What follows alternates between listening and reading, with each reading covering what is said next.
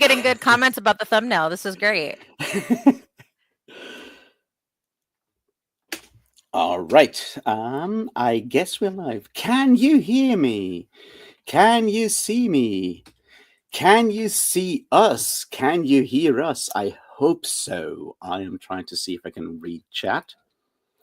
That would be like the best thing ever. And then we can actually get this thing started. Yeah.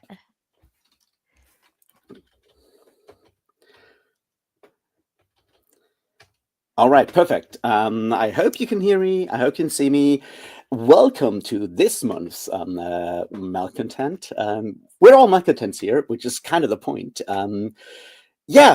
Let's get this started. Are you a witch? No. Welcome everyone for actually being here. I hope you have fun. I am so fucking happy that Witchy from Witchy Reads came on this stream. We're going to talk about books and we're going to talk about the world and how it kind of is really good. And let's get this all started by me starting to drink because it's, late and everything. And you, Witchy, telling us all like who you are and, a quick introduction while I do the, cheers thing. Okay. Well, I didn't want to interrupt that. So, so hi everybody. I am Witchy Reads. I have a channel here that I started, I guess, a little over a year ago, and I started it because I got laid off from my job and I needed something to occupy my time. And books have always been kind of my go-to hobby. I've been an avid reader for as long as I can remember. And I mean, there was a time where it kind of paused for a moment there, but then I started a book club with some friends, and that's been going strong for over a decade now. So that's kind of, while I wasn't reading a lot of books, it was letting me read a certain amount of books every year because I was part of a book club, which was awesome. And then after I became a mom, I needed something more for myself. So I dived headfirst more so into my books, and then I lost my job, and then I decided to start a channel. So, and my channel, I didn't, when I started it, I didn't really have a solid idea of what I wanted to do. And now I kind of have a format where I talk about books, but I also, depending on the book I read, I usually find like a trope or a narrative device, and I kind of do it in a video essay format to talk about, the tropes present in the book or a narrative device and things like that. I've also kind of started delving into more bookish news territory for certain topics, though I do try to avoid like bad authors for as much as possible because I don't want to touch that drama. Yeah. That's I kind of found you like super early on when you did like your booktube newbie tag, and I'm like, that sounds cool. I kind of like that, and I never did that tag, which is probably for the best.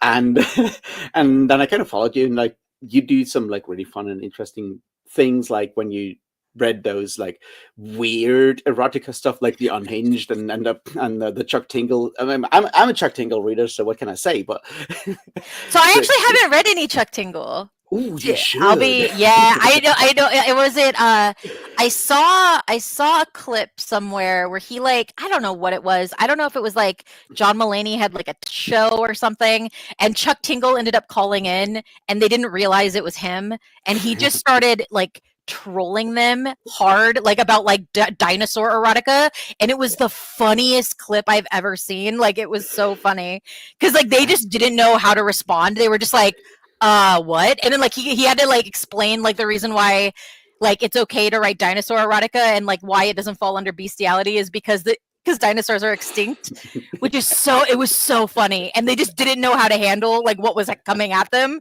and it was so great. No, Chuck Tingle is just like absolutely amazing because he's able to sort of switch between like weird dinosaur erotica stuff and like his like horror stuff that he's done like recently, both like the Camp Damascus and Bury Your Gaze stuff is like really good, like serious horror stuff dealing with, you know, queer topics in like a really interesting way. So he's able to do like the really, you know, in your face gay dinosaur erotica, like my Triceratops billionaire friend craves gay ass, which is yeah, exactly what it's, you know, what's on the label. But Yeah. it goes from there to like a very serious sort of like treatment of like conversion therapy and stuff like Oh that. god. And that's like a really interesting thing. So when you Yeah. started doing like the weird erotica stuff, when you know, read Unhinged and stuff, and I'm like, yeah, that there Yeah. is something interesting in that goes beyond just going like, hey, how weird can I get with my erotica stuff? Right. Well, like, so I will say, so like that kind of started where I had heard about Unhinged. And I thought, and so the reason why I wanted to read it, and I'll be honest, is because I heard there was like a Greek mythology bent to it. And I am really into like Greek mythology. I like reading those stories. I like reading adaptations about that. And I knew the premise of Unhinged was basically like Zeus put it where he shouldn't, which is like his Yeah. whole MO. And then a door was created that was a sentient. And so, yeah. And so like that was kind of the whole, and I wanted to read it. And then it was one of those things where a lot of people were reading it and doing reviews. And I'm like, I just didn't want to do like a simple one-to-one like review of the books. And so that's kind of how I came up with the series where I did. It was what was it? It was like Nonsensical Naughty November, because I did like a bunch of them in November. And so I found a couple of other books that fell under the similar erotica category. And I did like, you know, vlogs of it, you know. Yeah. Well, Britain, that's the thing. Like, we start with the cool stuff here. We don't like tease you. We'll start with the really cool stuff here. Also, like, hey Ida, glad you're here. I hope you're having fun.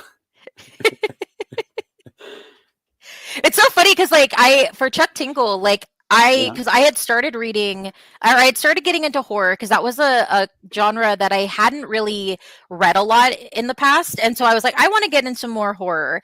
And then I found the subcategory or the subgenre of like queer horror, and I was like, oh, that's interesting. And then that's where Chuck Tingle's name started coming up for me, and I was like, oh. And then I heard about Bury Your Gaze and all stuff, and then I had no idea he had this whole other side to him where it was like the erotica stuff, which was so funny to me that I'm like, oh, okay, which is kind of weird. I mean, he started with all of that stuff, right? Like with the trans wizard Harriet Porber and stuff like that, which like, you know, him trolling stuff, which is cool. Yeah. So like I like a multifaceted author. That's awesome. Hey Ben, how you doing? Oh, we'll get to the witchy talk. Don't you worry. No, we'll get to the witchy talk, which is sort of like, I guess, like a good sort of like segue. It's like, why witchy reads? It's like, so I always have, well, I've never really been a super religious person. And then when I was younger, I very much, you know, I think a lot of women when they're little, when they're younger, go through this phase of where they find, you know, Wicca and, you know, paganism, and they look into that, and they find kind of, I think, more of a sense of belonging in that spirituality versus, you know, more mainstream religions. And that's basically like how I came about it. And it basically wasn't a phase for me. And I stuck with it kind of off and on. Like I wouldn't say I'm like hardcore where I do a ton of stuff, but I'm trying to do more of that. I have two friends that are also Wiccan, and together we kind of call ourselves, it's our coven. And whenever we need to kind of have like a kind of just a spiritual moment, we always meet up and do it. It's usually online because we live across the country from each other, but because we used to live near each other, but now we're all separated. And yeah, so because that had started kind of becoming more a thing for me in my, now that I'm older, and I've wanted to kind of reconnect with my spirituality. And that was always a big part when I was younger. And so I wanted to incorporate that, but also part of it being witchy is that I always kind of associate witchiness and Wiccanness with a touch of feminism. And that was also a part of what I wanted to do with my channel in terms of the books I read. I try to focus as much as I can about women authors, women stories, and things like that. I try to put as much focus as I can on stuff like that, and I hope I'm succeeding. I know I could probably do a little bit better, but yeah. So that was kind of the whole premise behind that. I know a lot of people got confused because they were like, "Oh, is it going to be more witchy?" And when I did start it, I did try to do a little bit more like ritual stuff on the channel, but that didn't really go so well with a lot of people. So like I kind of backtracked on that a little bit.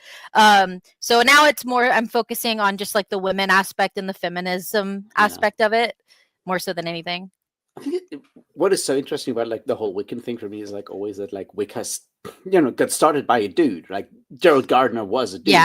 Yeah. And there's like a lot of like interesting stuff around like how feminist he was or not, and then he kind of like a lot of like the feminism got like added once Wicca kind of jumped to the US and to California, and you have like the whole like drawing them down the moon and kind of stuff, and you get from there into like the more like feminist aspects of it once you connect that to your Margaret Murray, witch cult in Western Europe kind of things, which it's super fascinating to me because it's like I'm in favor of all the feminism stuff. It's more like interesting to see that like a dude kind of started it.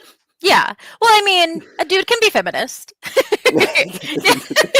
I wouldn't know. I don't do that.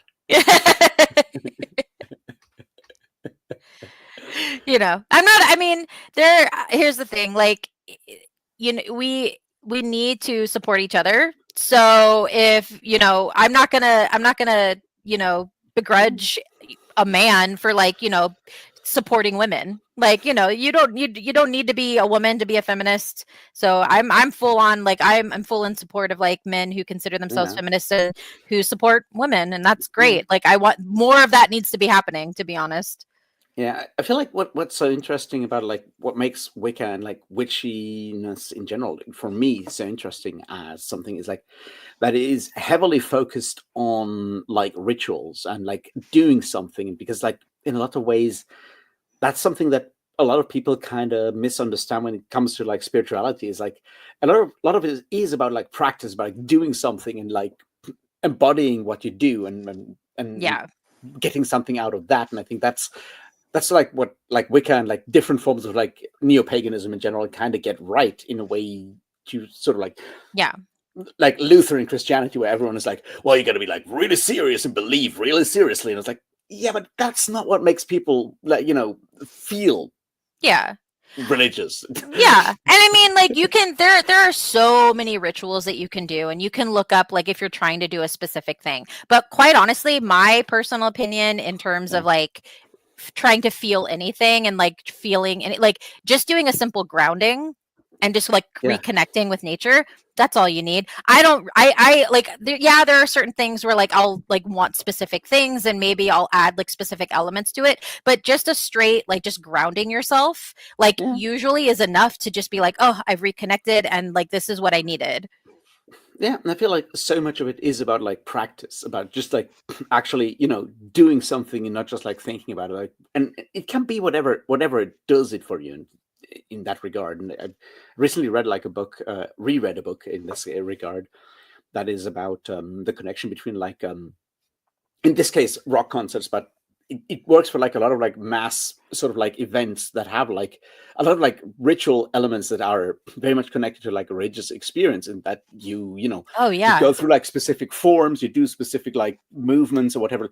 Sports events are the same kind of thing, right? You have like a massive group of people doing the same sort of like movement and the same kind of thing, and you create that sort of like feeling of like being part of something greater. And you can it doesn't automatically happen, right? You can't force that, but it can reach that sort of like transcendence in a lot of ways. And I think that's the interesting part of that. You have that sort of like physical aspect that leads to transcendence, and then you can sort of like imbue that with specific forms of spirituality. And that's like the second step is go like, I have this feeling, and then I give meaning to that sort of like feeling of like being connected to the greater one and a greater thing. And that second part is obviously the key thing where you're like, I know how to get to that point, but what kind of meaning do I give to that?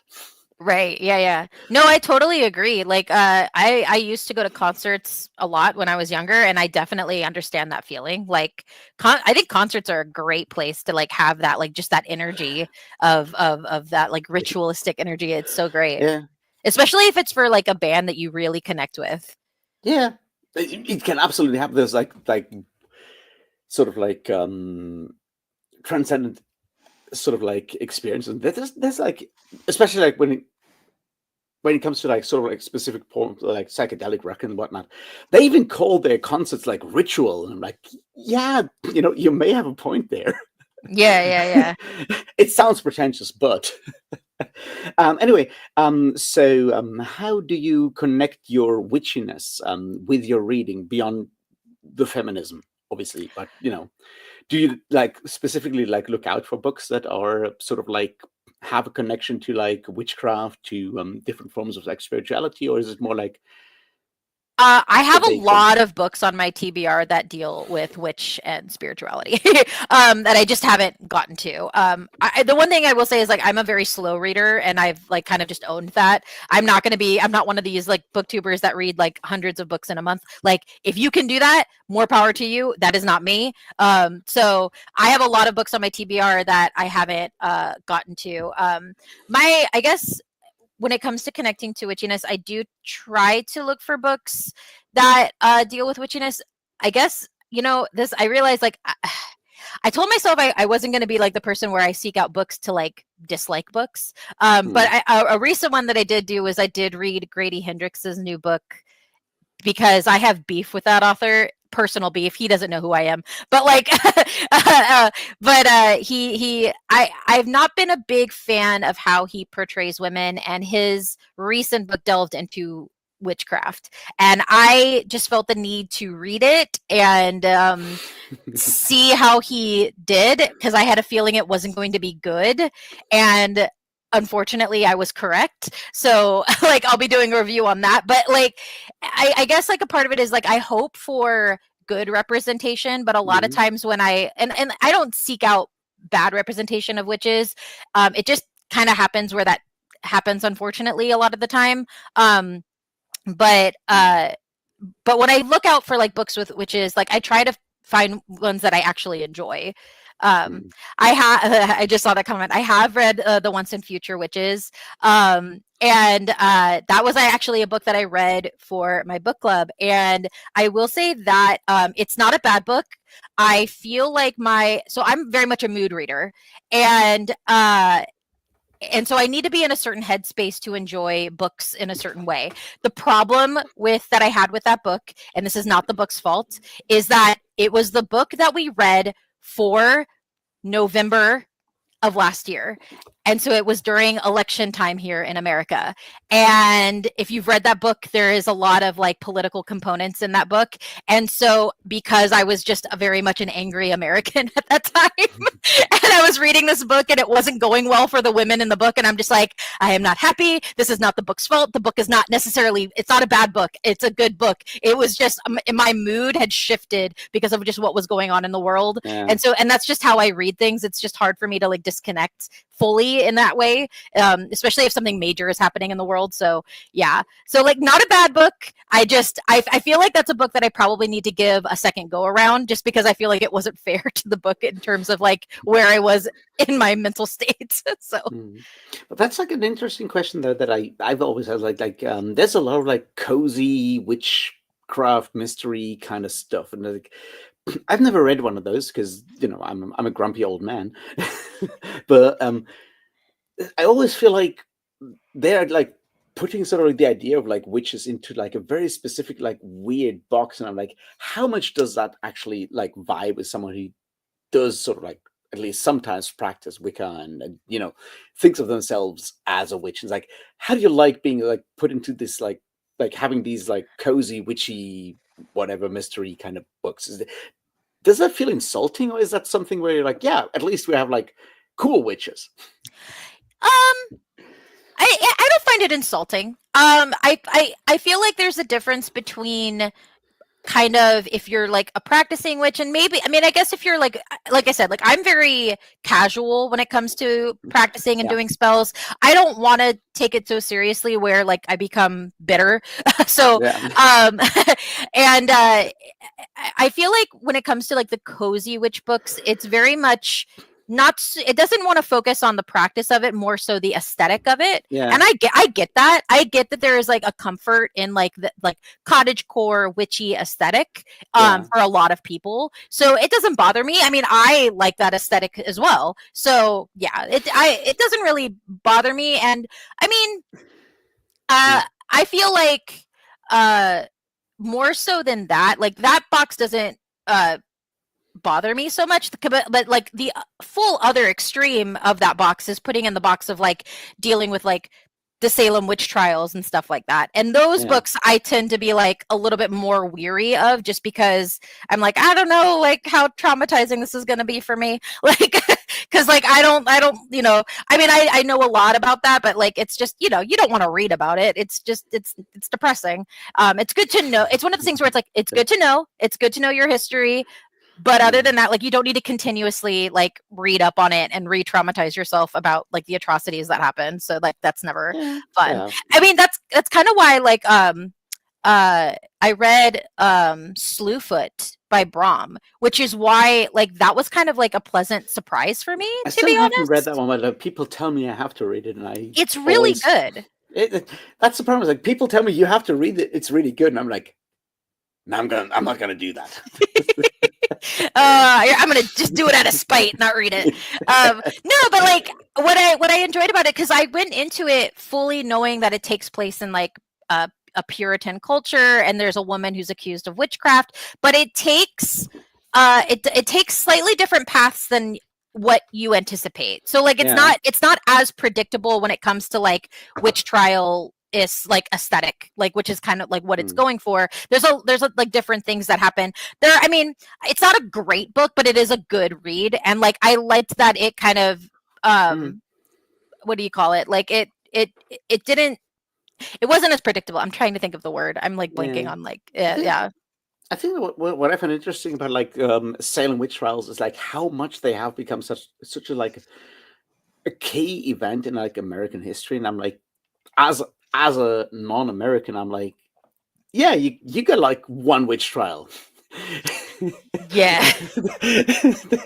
Also, what I find interesting, like as someone who studied history, is like it's so much more nuanced. Where you go like, yeah, it's the Puritans that hate all the witches, and then you're like, no, actually, like the more organized, like educated Puritan preachers are like, what you guys are doing is absolutely fucked up. You should stop this. And there's like so many layers on this like thing in like, you know, one town going like completely insane. And yeah, it's a really fascinating thing.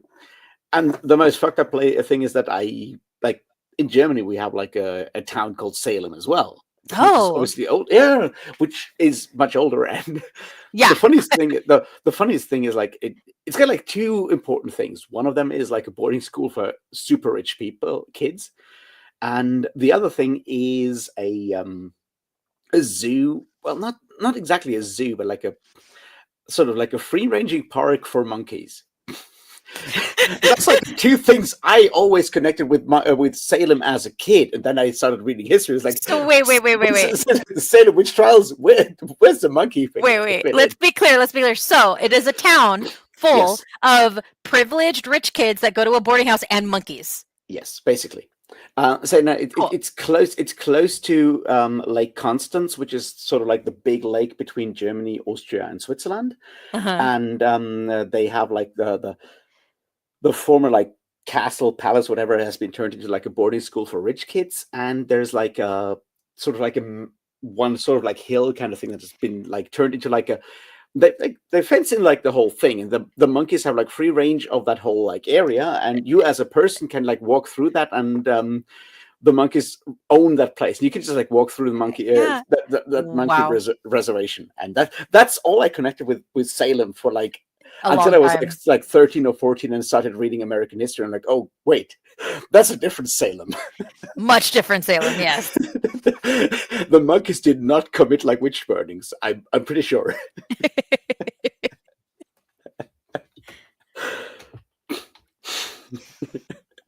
interesting that you said that, like, if they were like real Puritans, that they would be against witchcraft because I we have have documents of that.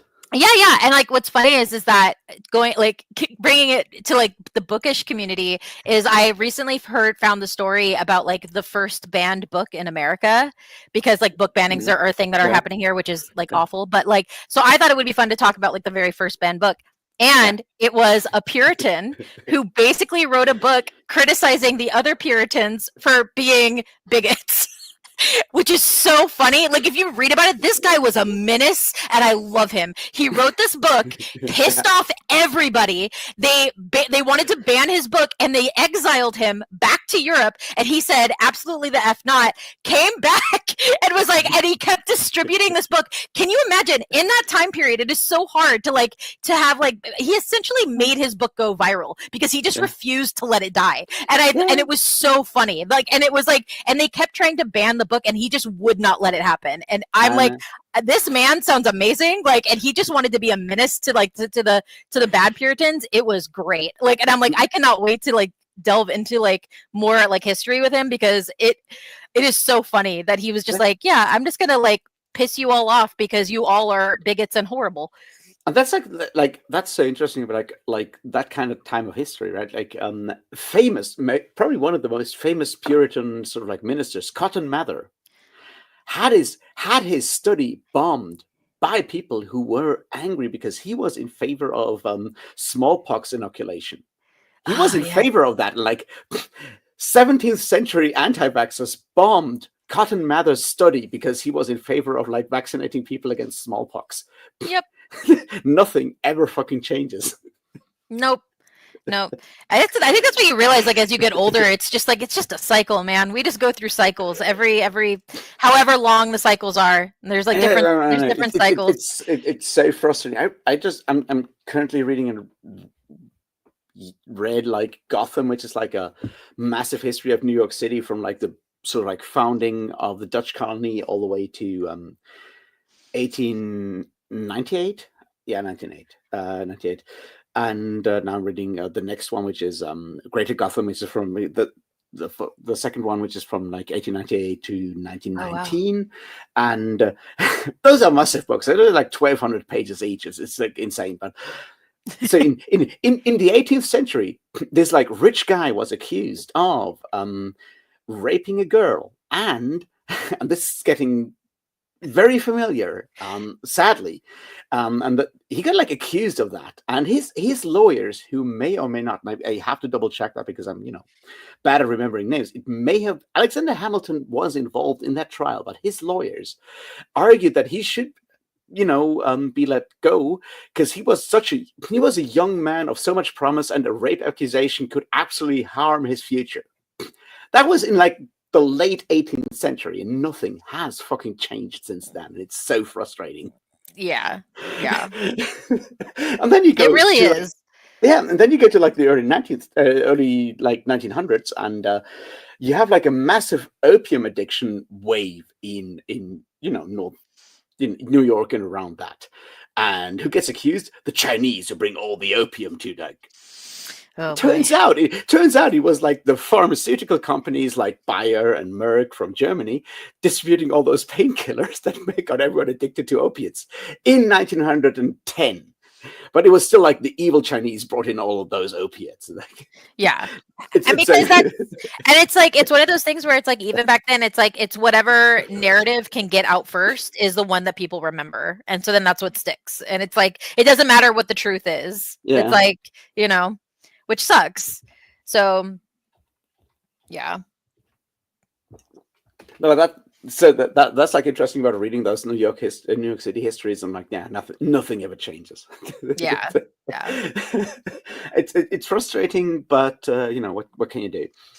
Yeah. But that's like the other thing, like sort of like the politicization of the idea of being a witch, and it, like calling yourself a witch has always been like a feminist kind of thing, like ever since like the 1960s, I guess, since like the second wave feminism, I guess, in a lot of ways, like, and then you have the sort of like this shift, and that's something I find interesting. I want to get your take on that, because I know people who are very sort of like doing like witchy stuff, and they're like very explicitly staying away from politics and going like, no, I just do, my tarot and astrology and whatever, and I'm very cozy and I'm witchy and all of that, and the whole cottagecore kind of thing, and like trying to deliberately stay away from politics. And I find this Yeah. super interesting, like how you have this split between like your angry feminist witch and your like cozy, actively non-political witch, and it's like, how does that work, and how is there like a tension in there, like for people who are sort of like somewhat involved in like identifying themselves as witches? Because I'm not, right? Yeah. I'm an outsider. Yeah. Well, I'm I the witch mean, finder. I mean, look, like I feel like again it comes to how you practice, and then also kind of the aesthetic thing, because I'm not going to begrudge someone who calls themselves a witch and likes the vibes and it brings them comfort, right? Yeah. I feel like especially now, if you can find something that brings you comfort and it happens to be a witchy aesthetic, and you like maybe dabbling in some spells and rituals, and that makes you feel connected to your space and it makes you feel better about whatever situation you're in, I'm not going to hold that against you. And I feel though a lot of times you might start out that way. I feel like it's going to be more difficult the more if you get more into witchcraft, if you learn more about like the Yeah. religion and you get more into like certain aspects of it, it's going to be more difficult to steer yourself away from the politicalness of it. So I Yeah. feel like those who do the comfort aspect have to work maybe a little bit harder, or kind of just like shield themselves a lot more from that side of it, because I feel Yeah. like after a while it's kind of hard not to fall into that, like, that thought process of like wanting to, like, burn stuff to the ground when the patriarchy is coming up for you, like. I've had the same sort of like thing, like conversation with like different people that do, like academics, people that study like social sciences, or political sciences, and it's like the longer you stay in academics and in academia, the longer you study the world, the more you realize it's kind of fucked up, and the more you get like angry at the system. It's like Yeah. it's unavoidable, because you realize how bad stuff is. It's like, Yeah.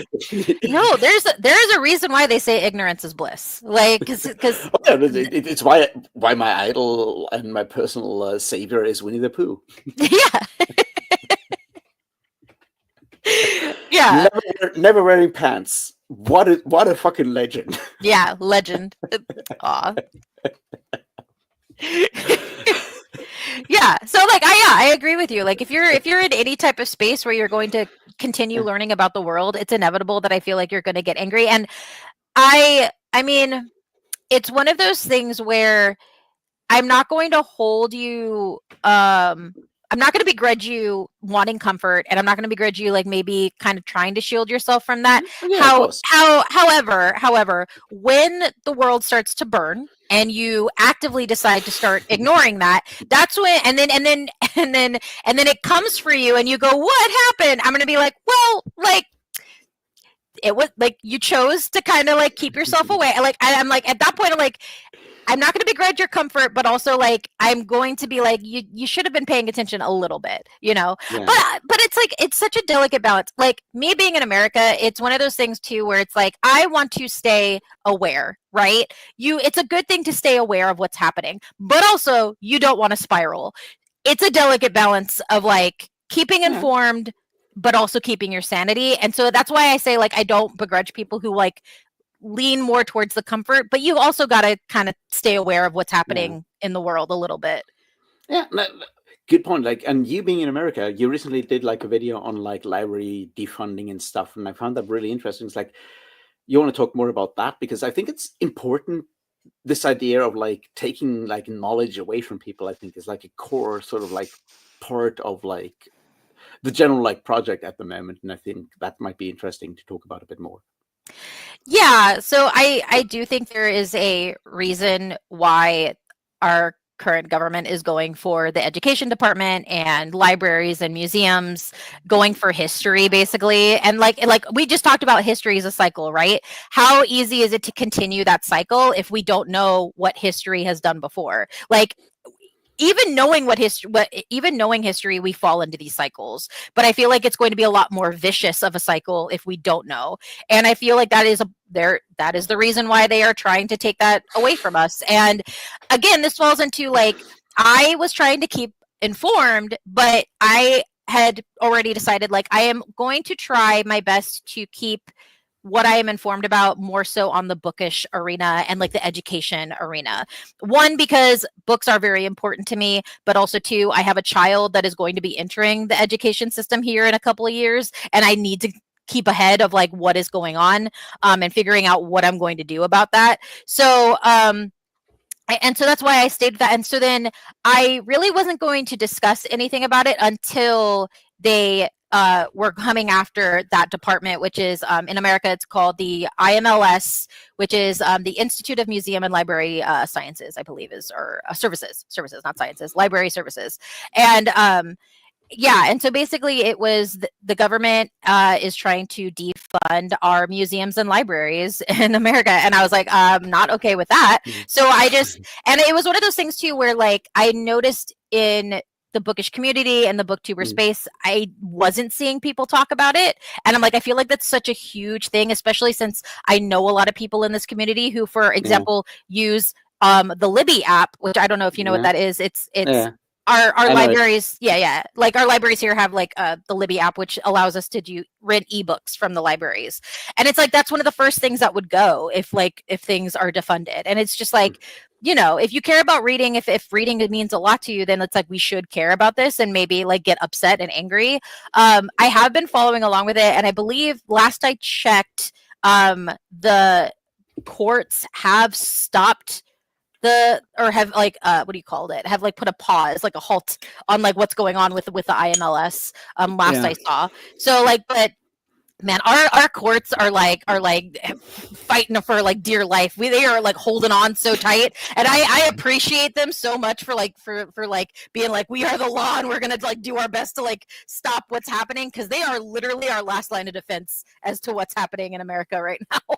So it's pretty crazy.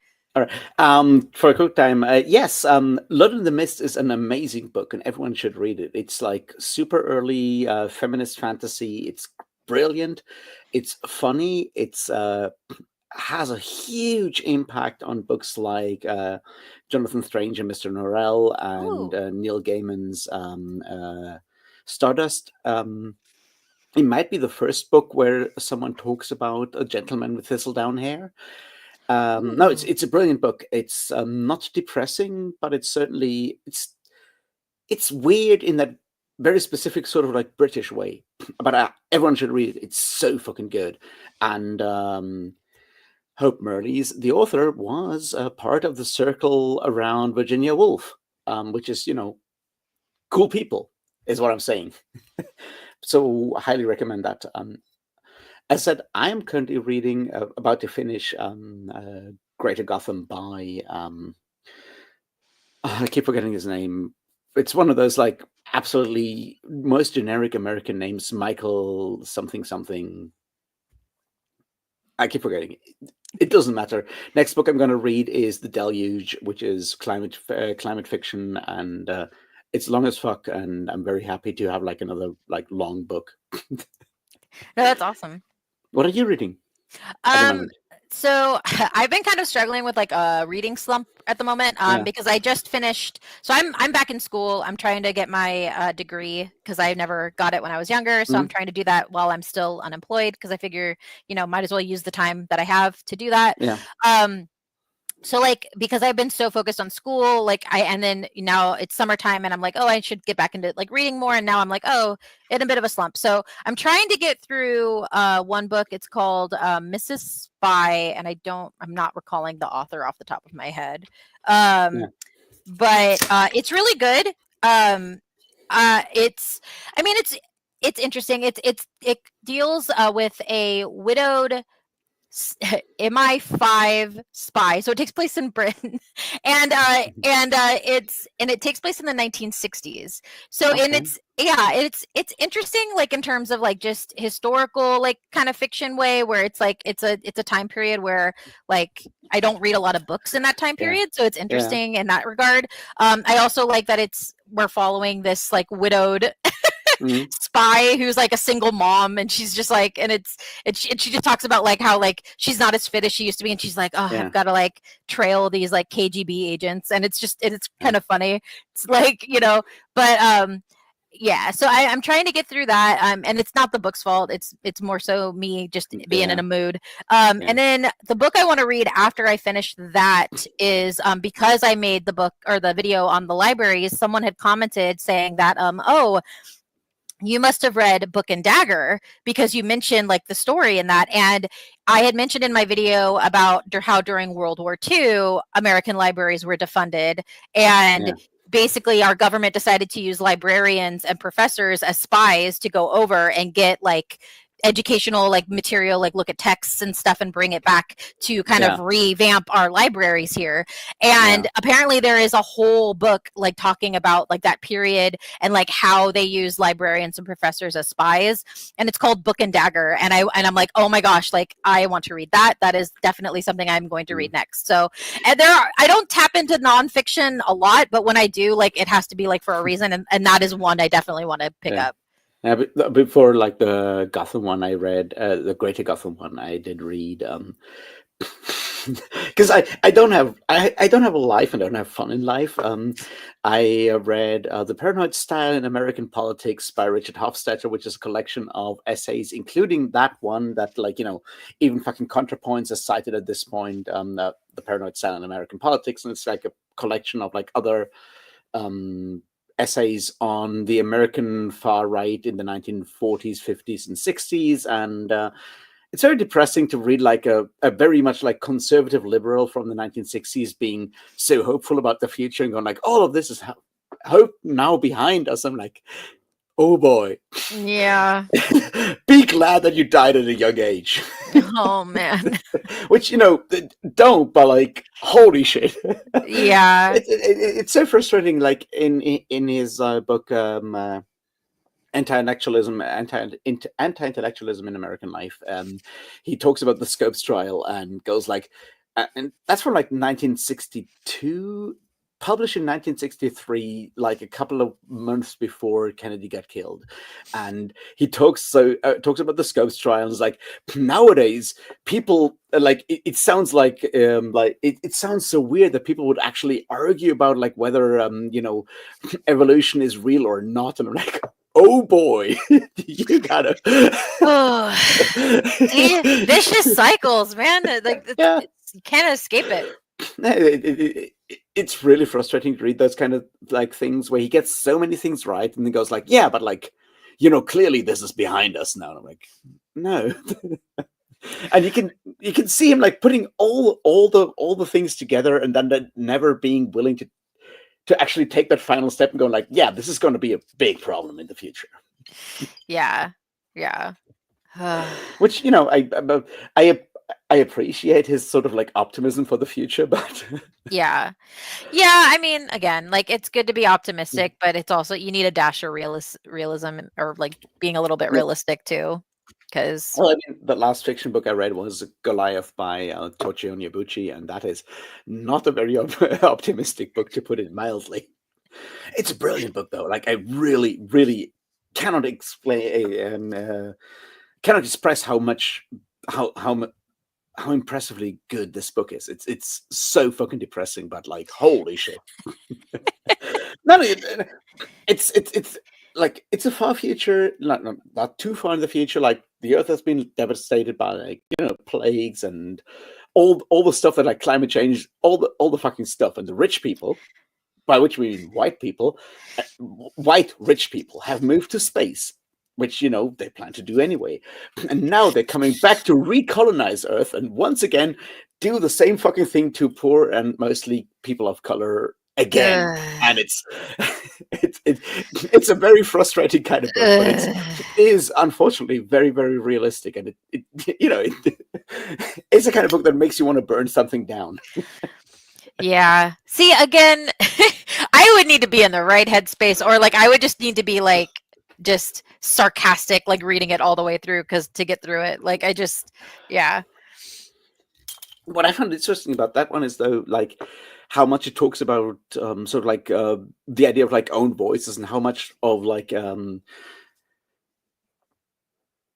has this like part in there where like you have this like organization talking about like how to help the people on the ground and so forth. It's like, yeah, and you have this panel, and like every person in that panel talking about like how to help the people on the ground. Everyone in that panel is white.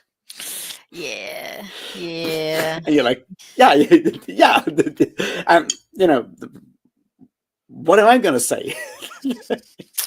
Yeah. Yeah.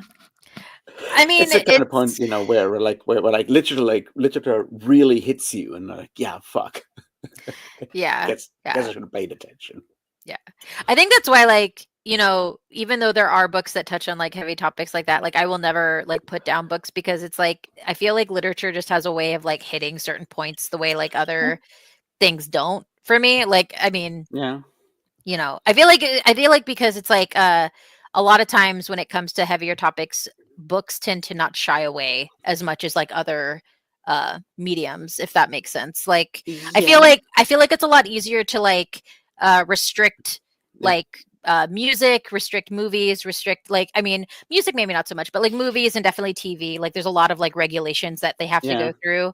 And I feel like books are like kind of like the last beacon of where you can kind of Yeah. get away with saying a lot, and it's important to Yeah. know certain things. You can do stuff in Yeah. books that you can't get away with in other mediums. That's true. Yeah. Yeah. And I think like part of it also is in that that's like one of those ideas I just like had right now. Is like with books, you can self-regulate in a way. Like you as the reader are very much in control of like how much the stuff you're reading on the page, how much you take in of that, like how much you like skim read or whatever. Like you have like a much better control of like how the stuff on the page affects you, versus like if you're like in the theater and you're watching a movie and shit explodes on the screen. There's like very few things you can do to sort of like not have that infect you. But like if you're reading a book with like a really heavy topic, like you can like skip a page and go to the next scene. Yeah. If you go like, this is too hard for me, like you can self-regulate with books in a way that you can't do with like other mediums. And that I think is like what makes books so powerful in that regard, that you can sort of like yeah, self-regulate yourself into like dealing with like topics, like serious topics, in a way that other other media don't necessarily allow you. Yeah. Yeah. Totally agree. I think that's like really helpful. Yeah. Yeah. And it's like, yeah, I think that's a good thing. But and I feel like, it's I don't I think that's why like a lot of people are not okay with like the like banning books, because it's just like, that's not up to you. Like if you don't want to read a book, don't pick it up. Like that's your choice. But like you can't keep other people from reading it. That's not up to you. Yeah, and that's like one of the book banning stuff is like one of those really fascinating things. Like I touched on that in like that like short video I made on like anti-intellectualism, which when I say short, I mean like 3 hours, but um, no, like one of those like interesting things is like when you look at like the the weirdo anti-Semitic, anti-communist, like conspiracy theorist motherfuckers from the John Birch Society, which were the kind of people that people like Alex Jones grew up on, right? Like his family was like were Birches, and he grew up on like John Birch Society stuff. But like the John Birch Society back in the 1950s and 60s, what they did was like send people into school boards to argue to get teachers fired and to get books banned, because they had like sexual content which was clearly part of the communist agenda. That was in the 60s. That shit has been around for a long time. Yeah. It's And just like, and now they're called Moms for Liberty. yeah. that's the thing. Like those tactics have been around for like the longest fucking time. It's just like, yeah, because everyone else was like, yeah, we will. Well, I guess we're not gonna do anything about that, which is so frustrating. Yeah. But I Yeah. found that like so. You read those like older texts and you're like, yeah, no, Yeah. nothing's changed. Nothing's changed. And I mean, and here's the thing, like whenever someone Yeah. says like, well, I don't want my kid to read like certain books, like great. As a parent, that is your right. Like you can monitor what or like regulate what your kid sees, Yeah, what just like tell them not to read it, and they'll probably still yeah, read it. Like, but yeah. you know, But like that doesn't mean you have the right to parent my child, like in terms of like yeah, what I allow him to see and read. So like it's yeah. yeah. And I feel like at the end of the day, like I can't speak for that because obviously I'm not a parent. You are, so you have like a different perspective on that, I guess. But like, I feel like there's an interesting idea in, especially like American sort of like politics and history and stuff like that, like that parents basically own their children, have like a right to decide everything for their kids. And like, obviously, you need to sort of like guide your kid, but Right. like at what point do you lose control of your kid or not? It's like, is it control or is it more like guidance? And I think there's like this idea of like ownership. And it's like my kid is like a product, and I have to develop that kid to like, the way I Yeah. want to, which is such a weird way of looking at stuff. Oh yeah. I mean, I'll say for me, like it's very much I try to guide. And like my thing is like I don't want to be a helicopter parent. Like I don't want to be like super controlling. My whole thing is like I want my child to experience things that if he is comfortable with experiencing there's certain things. And like my whole thing is like but I will be here as a safety net if he ever Yeah, needs that support kind of thing. yeah, Like that is my whole thing. Like I just I want to be a support system for him in yeah, terms of like what he wants to do and learn yeah. and stuff like that. So like I what was it like my son is 3 and like I we've had recently in our family we've had a couple deaths and one of them was someone he did know and was close to. It was my grandmother, his great grandmother, and it's been interesting to see hit like someone of his age like kind of process because like everyone was trying to tell me like oh just tell her that like she's gone and she's come back. I'm like that I feel is a little bit more dangerous because you're now making it seem like she just left him. This was someone Yeah, that was very much in his life, so like it's more of like explaining to him that she has died, that she has gone on, and it's not that she left him, it's just that like she is no longer here, like kind of yeah, thing. And so it's hard to explain that, but it's just like I feel like that's something that shouldn't be like it's not something bad and it's yeah, not something that should be that he should be sheltered from yeah. because Because it's like a part if you of go like, life. yeah, because if you go like, yeah, she's gonna wait, she's gonna come back, and she never comes back, that leads to like feelings of guilt. It's like, why is she not coming back to me, right? Yeah, exactly. So yeah, and I remember like kind of like and I get criticized for my parenting all the time, but like I don't care. I feel like I'm doing a pretty decent job. So like and that was one of them where it was like my partner's mom, and she was just like, you told him like that she died, and I'm like, how would you have explained that? Like I don't understand like why. Well, Like, he's gonna find out at some point.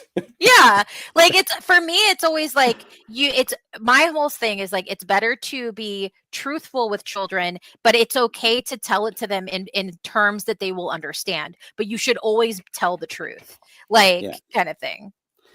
yeah, yeah. That and to tie that all back once again to like the whole witchcraft kind of thing, because Yeah. we're trying to do like a thematic thing here. Yeah. We're not very good at it, but we're trying, right? Like, Bring it back. I mean, obviously that like sort of like making like the life processes and that there's sort of like circle of life. And I'm not going to sing it. Don't worry.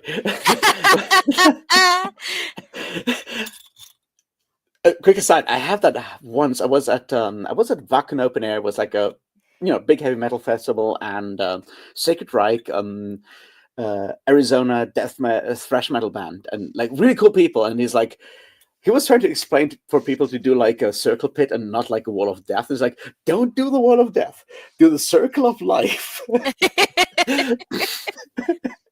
Anyway, but like I think that's sort of like actually sort of like getting back to like an understanding of what like the sort of like idea of like what life actually means, which is life, death, the whole like circular kind of thing, which is like something that like modern society is kind of trying to push away because like death and suffering is something that we push away as far as possible. We put like old people into like places that are as far away as possible, and we try to make death invisible as invisible as possible. I think in that regard, like going back to that, it feels like something that is sort of like closer to what sort of like neo-pagan sort of like practices like Wicca and other sort of like witchcraft and as a true and other sort of like neo-pagan sort of belief systems are trying to sort of like work against, because it is still part of life in a way, and you need to come to terms with that shit at some point. Oh, absolutely. Absolutely. Yeah. And I do think like death is always just something that people try to outrun, but like you can't. Like it's gonna get you. And so you might as well kind of, I would say like the people who tend Yeah, to accept it and understand it are less scared of it. And I feel like that's yeah, like a huge thing. And it's just like if the yeah, more you're gonna push away, the more you're gonna be terrified when it comes. And yeah, for me personally, I would rather, accept it and be not afraid when it happens kind of thing. mm, I like yeah. I feel like the worst way to go is to die in fear, like kind of thing like that. So, I feel like most people are more afraid, more scared of like pain than like of actual yeah. death. But Yeah. which I understand, because like pain sucks. Right. Yeah. I agree. Yeah. Like of course, no one wants pain. Yeah. Well, at least without consent, but Right. Yeah. Like yeah. But yeah, that's sort of like one of those like interesting things where like feel like where stuff like witchcraft, like where Wicca and like sort of like different forms of spirituality can kind of help, because you know Mhm. that stuff used to be part of like older forms of like Christianity as well. You look at like older forms of like Catholicism and like Orthodox Christianity, for example, you have like a very natural sort of like relationship to pain and suffering, and I'm not gonna celebrate that stuff, don't get me wrong, but it was sort of like more embedded in like life in a way that like so like more modern forms of Christianity have kind of lost touch with, which is where you know we go back to like developing or redeveloping or whatever you want to call something like Wicca and neo-paganism, like how much of that is invented and how much of that is like actually based on like tradition is like up for question. But like it feels like a need that has been there and that like other sort of like religions have sort of like left behind, I guess, in a way. Yeah, I agree, and maybe that's part of the reason why I am more drawn to Wicca, Hmm. because it's just the spirituality aspect that I feel like there are a lot of religions, especially mainstream religions, that Yeah. tend to shy away from it, Mm. and I feel like that is a failure a little bit on their part, because I feel like you're by doing that, I feel like you're removing a certain connectiveness, which is what I Yeah. also like about with the Wiccan Mm. religion and and being Wiccan, and when you kind of sever that connectedness, it's kind of like a domino effect where you start severing a lot of other connections that you have, like with people and like caring about certain things, and I feel like it's just kind of a slippery slope if because I feel like that is part of like why I am empathetic in a way, is just like having that spirituality and kind of using that and just like having empathy for nature, for creatures, and Mm. for people, even if they don't deserve it. So like. And that's the point. Like every creature deserves empathy by virtue of being a creature. Yeah. That's like the fundamental thing. Like putting that already on like means testing empathy is like you know that's where shit goes down. Hmm. But yeah, um, but let's take it back to like books and stuff. Like you said like you went back into reading. I mean, you've always read, but like you went back into reading when you lost your job and restarted your going back to school and all of that, uh, like what kind of first got you into books? So, my father was very into reading to us when we were kids, Mm-hmm. and I loved it. We didn't have a lot of books in our house, but my dad was always open to like reading to us, Yeah. and it was just something that I enjoyed. And then I forget exactly what the parameters were, but there was an agreement that my father and I had at some point where I had picked up a Goosebumps book, and I believe it was The Mask, if I'm remembering correctly. If you know anything about Goosebumps, so it was The Mask, and I believe that was the first Goosebumps book I read. Those are like a very American thing. Yeah. Oh, Us really? over here in ye olde world don't have that. Oh, okay. So very Well, at much, I least guess. in Germany. Yeah, like very much it was like it's like American 90s kid thing. Like you tend to you grew up with Goosebumps because also they very much got saturated in terms of like kids books and stuff like that. But Yeah. I had picked up The Mask and I finished it and I said I wanted another Goosebumps book and my dad well, I didn't finish it. I was reading it and I said I wanted another Goosebumps book because I was really enjoying it. And my dad had made an agreement with me and he said like what all the parameters were, but part of it was that I had to finish the book I was reading and that he would buy me another book. And kind of from that, like kind of spawned like he basically kind of started doing this thing where it's like as long as I finished the book, I could get another book kind of thing. And then it just kept going. And then I think eventually my dad like it was hitting his wallet hard and that's when he took me to the library and got me a library card. Because he's just like, okay. He's like, let me show you where we can get free books. Like, and so yeah, and like that was kind of what started it. It's definitely Goosebumps. I got into other books, and I've read. I mean, I have like almost the whole collection of Dear America on my shelf. I have a few Goosebumps books on my shelf. I want it. I want to try and collect more of them. Yeah. I do. Like I said, I read Dear America, which was like a whole thing, which is, and I think that was kind of what started. Like honestly, like as a young child, like the Dear America stuff, I think is what kind of kickstarted my love of also history because that's what all those books are is like historical fiction is like, but it's like from the point of view of like a child, which is great. And I have a lot of those books and like that is part of like what kickstarted it. And then like I feel like when I got into middle school, I went through what I feel like every millennial reader goes through, which is I went to the library and I found VC Andrews, which is I feel like a collective trauma that all millennials went through. If you're a reader, like it's so funny. Like I found like so many people who were like, oh, did you read VC Andrews when you were like inappropriately young, too young to be reading VC Andrews? And it's like, oh yeah, I read that when I was 12, and it's like, yeah, that's not, it's a good like. Not saying it's like bad. It's just like too young to be reading VC Andrews, but yeah.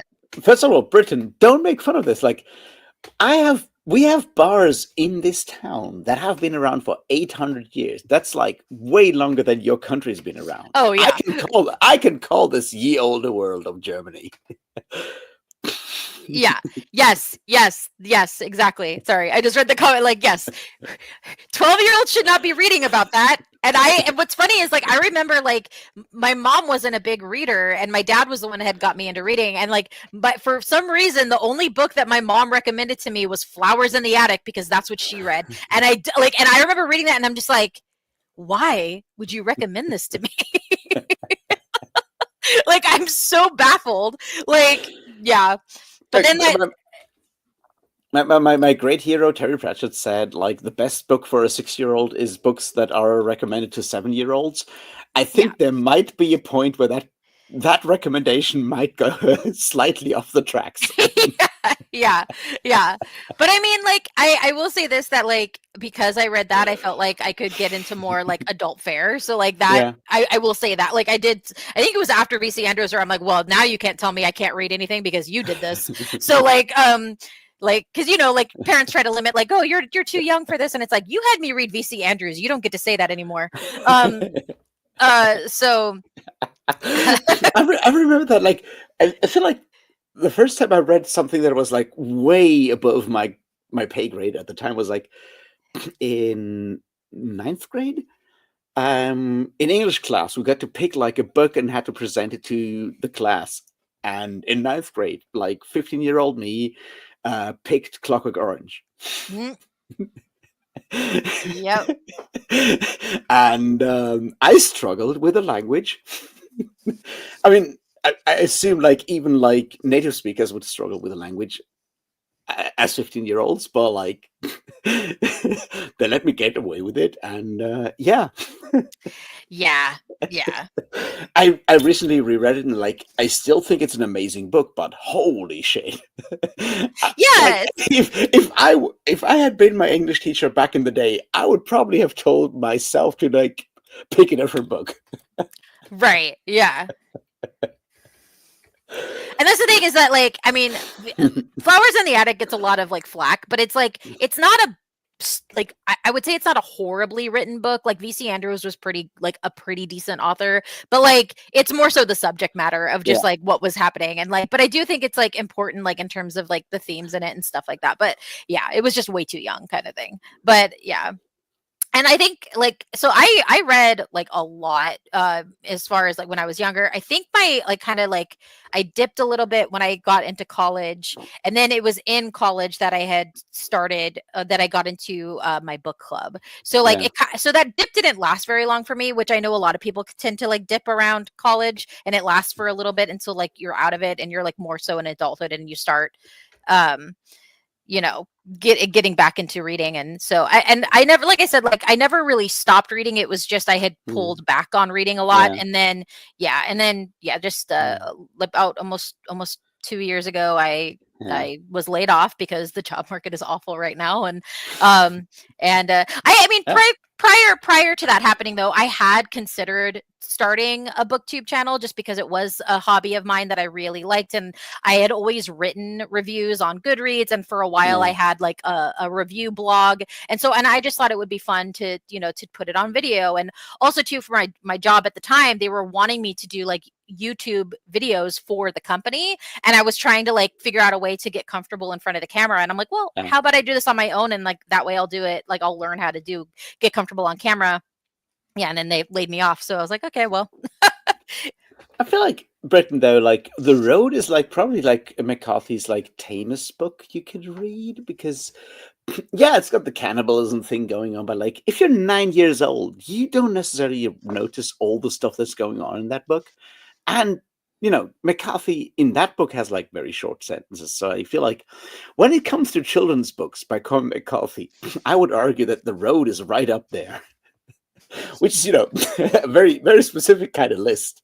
I'm aware of that. Yeah. Yeah.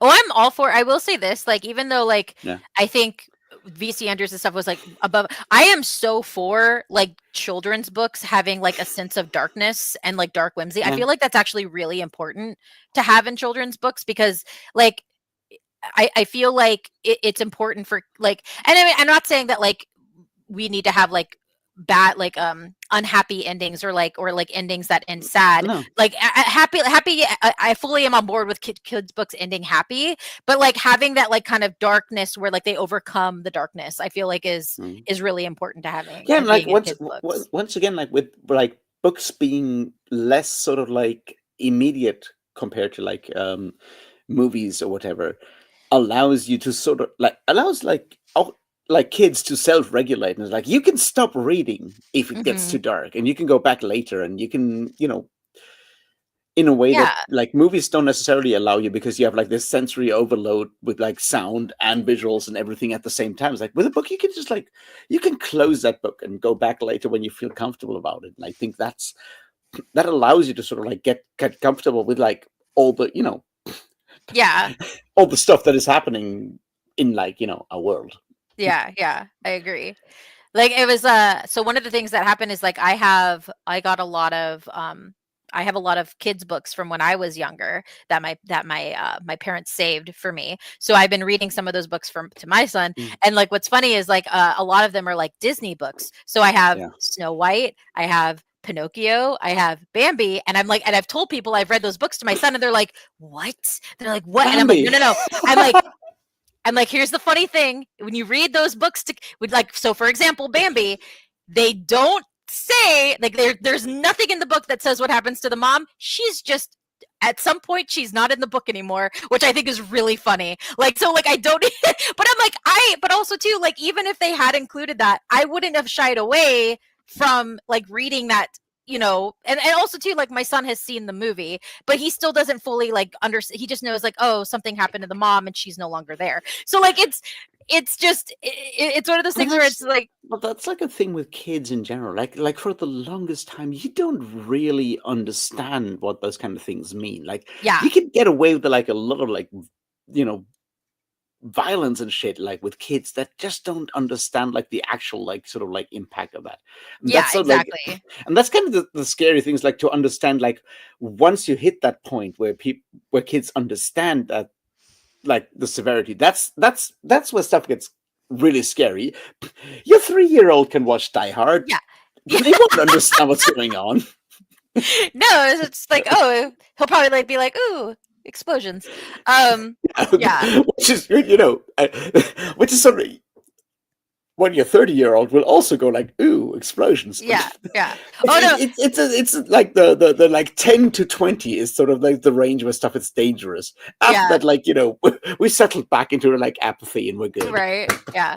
No, I agree. Disney's are like, sorry, I saw a comment. Disney is fucking savage. And like, what's funny is I've always said that when it comes to like Pinocchio is like a gateway to like body horror. Like, like if you like horror, like I feel like Pinocchio is a gateway story to like getting into the horror genre, because like, but like, again, I've read the book Pinocchio to my son and it totally skips over the like children turning into donkeys aspect, which again I wouldn't have shied away from because I don't think it's that crazy. Like, it's the dark whimsy stuff that then the child overcomes. It also like eliminated the monstro part, which again, like, I think would have been a cool thing for him to see, but like whatever.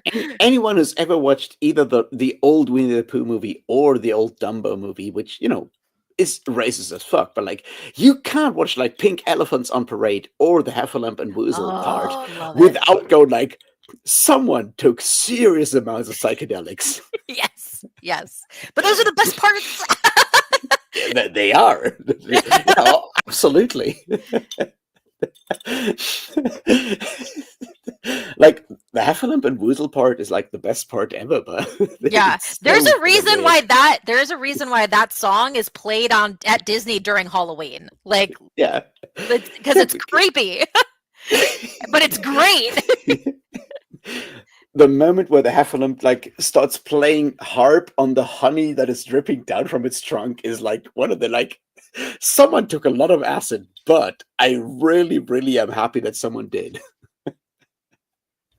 Yes, agreed. And I'm saying that as someone who has had way too many close encounters with honey. Wait. No, I'm making my own mead, which means you have to, you know, carry around like large like buckets of honey and stuff, and yeah, that shit is sticky as fuck. Yeah. Yes. But I have not tried to play harp on it. Yeah, I wouldn't recommend. But I feel like that's where like a lot of like newer like kids media and in particular like if we're talking Disney, like where I feel like they've shied away from that like darkness aspect from like what the movies used to do. Like even in the 90s, like the Renaissance, like it's like go back to that, because like there's nothing, you shouldn't shy like you can't shield your children from that, and if you can show them darkness that they can overcome, they are going to be less afraid of it in the real world. And I feel like that's why it's important to have that in like children's media, and especially in children's books.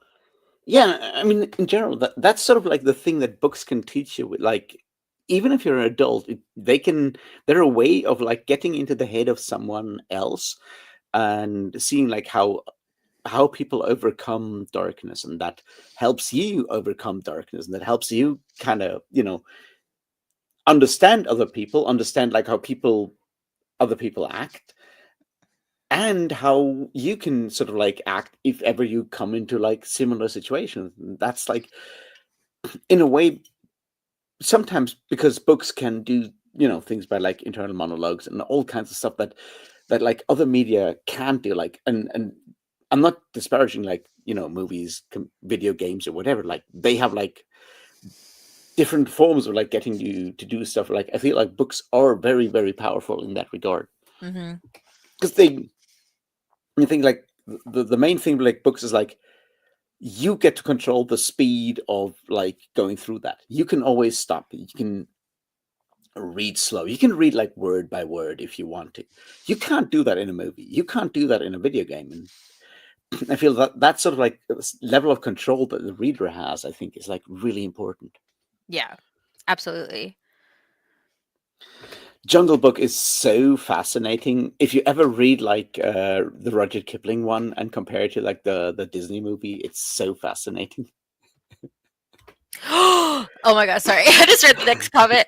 Like, yes, yes, the child catcher in Chitty Chitty Bang Bang, nightmare fuel. Like that guy is crazy. Yeah.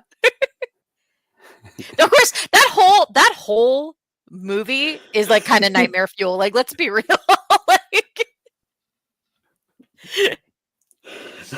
I never saw that one, so I guess I'm lucky.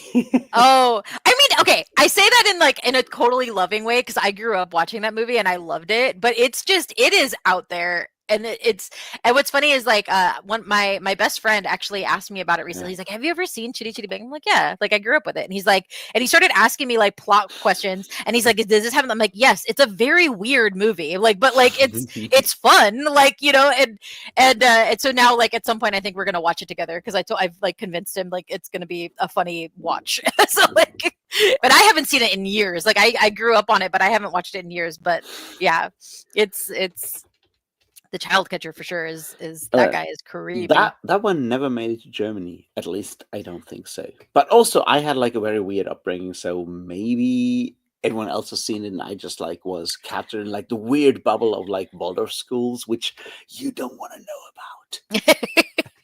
Well, I feel like it wasn't a super popular kids movie, to be honest. Like it had Dick Van Dyke in it, and like it wasn't on like the same level as say like Mary Poppins and stuff like that. So I saw Mary Poppins for the first time. I feel so bad about this. So we used to have this thing at like one of like movie theaters had like what was called like classic sneak. It cost like €3 and was once per month, and you see like a classic movie, you don't know what it is, you pay €3, you watch it. that's And awesome. it was absolutely fucking awesome. I saw some brilliant movies there. I saw the original, the really old Wizard of Oz there, which was like fantastic.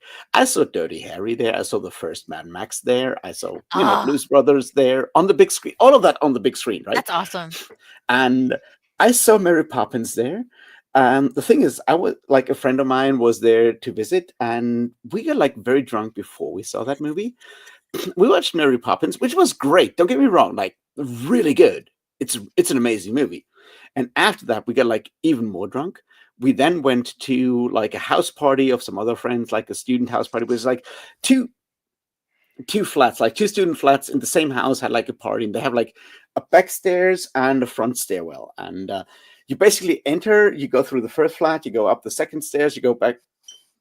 Everyone basically went through those two flats like once because there was so many people, and everyone was like incredibly drunk.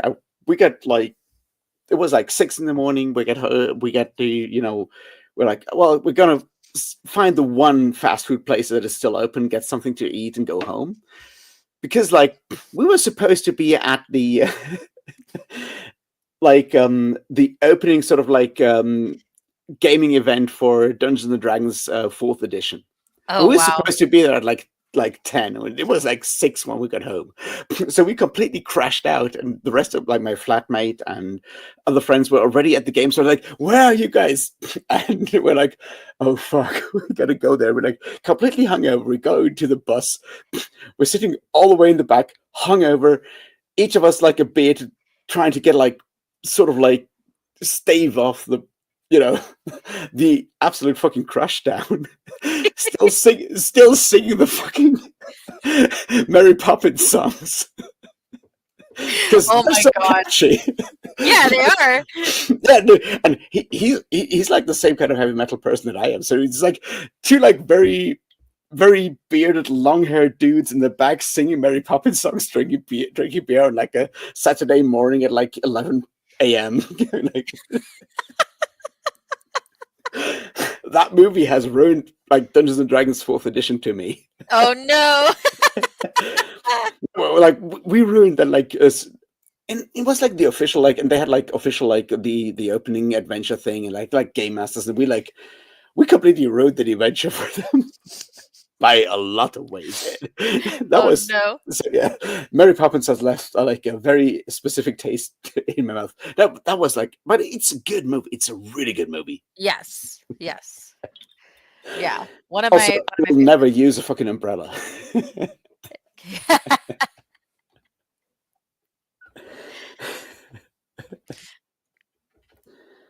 Yeah, Mary Poppins is definitely one of my favorite movies that I grew up with.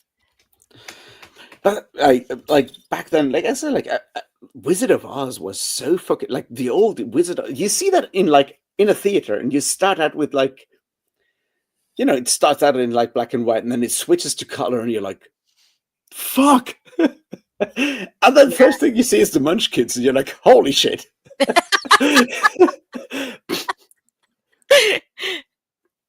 It's so interesting because that's where people like actually like used sort of like visual technology in like an interesting way to actually do something with like the cinematic language, where like we have these two technologies, like everything is like gray in Kansas, which I assume is still the case. I've never been there, but I assume Kansas is still very much gray. Mm-hmm. And then you switch and suddenly everything is like this oversaturated like Technicolor kind of thing. Yeah. No, Wizard of Oz is great. But yeah.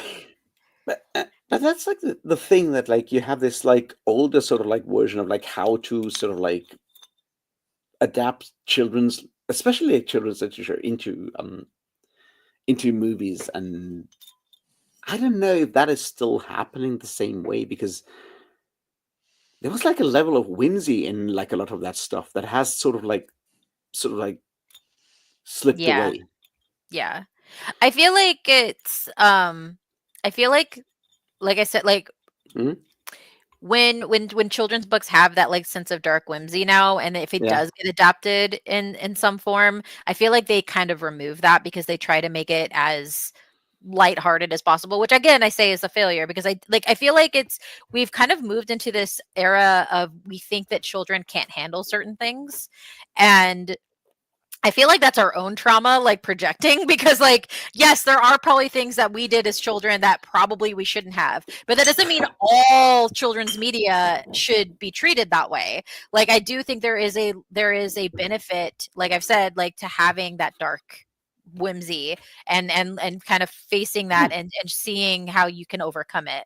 So, and I feel like that is where a lot of, you know, I feel like that's why a lot of adaptations of certain things have failed. It's why I think you know, and then also too, I feel like because people are so focused on trying to appease like certain like demographics, I feel like because they want to try and get like a more adult audience, they mess up children's media if they do adaptations, because they're trying to like, oh, we need to make it for everybody, and it's like, no, just make it for the audience that it's for. Because here's the thing, if a kid likes something and they make like say like they like a book and they're going to make a movie out of it, those kids are going to make their parents come see it. You're still going to get adults. Like, it's just, you know, like I remember, like if 40-year-old white dudes are upset about She-Ra, you should not pay attention to those fuckers, because they are not your target audience. Yeah, exactly. And if they are, you're doing the wrong thing. Exactly. It's why, like, and then it's like I feel like also saying that like adults don't like children's media, and it's just like it depends. Like, I mean, I'm not saying all adults have to, but like I feel like there are certain children's media that absolutely deserve like recognition for, like I feel like they need to stop trying to make live action adaptations of Avatar: The Last Airbender. I think the original is perfection. It is so good. And I didn't watch that until I was an adult. And I watched that entire series as an adult. And it is a children's cartoon. And their level of writing and just themes in that cartoon is amazing.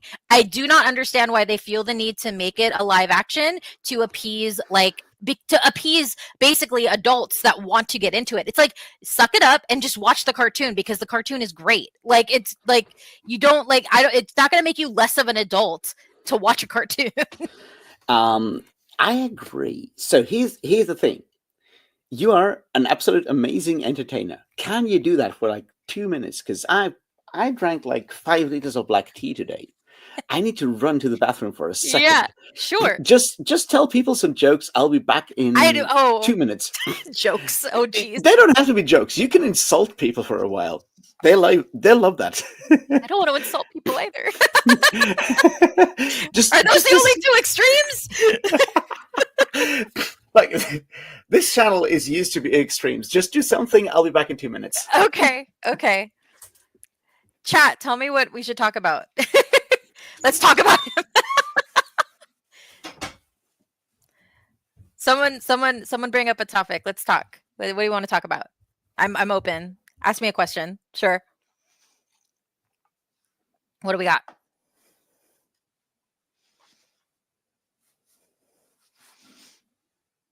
Is anybody like I've mentioned, like I've been really into like trying to get more into like the horror genre. Does anybody have like horror book recommendations out there that sound good?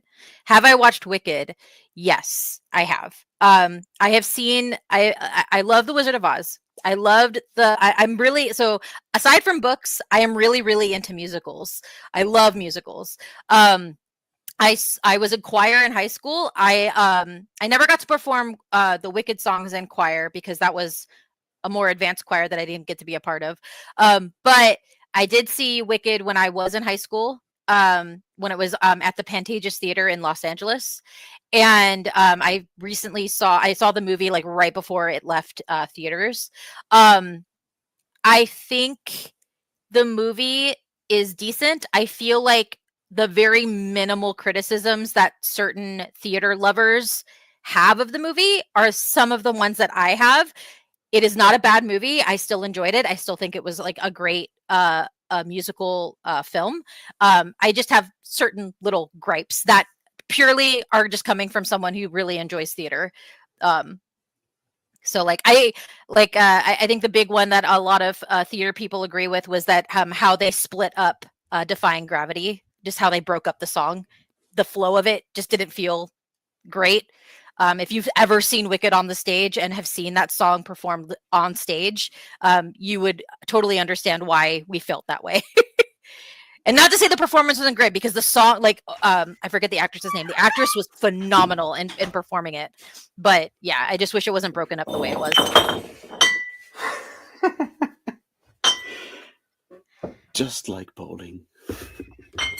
Yeah. And honestly, if you've not seen it on stage and you've seen the film, that's perfectly fine. I think the film did I think the film did as arguably as well as it could have for like a movie musical, to be honest. The other thing that I also agree with on certain things was that the saturation of it was a little weird, just because like I think we talked about like in Wizard of Oz, like how bright and technicolor it was, and Wicked is also supposed to be that.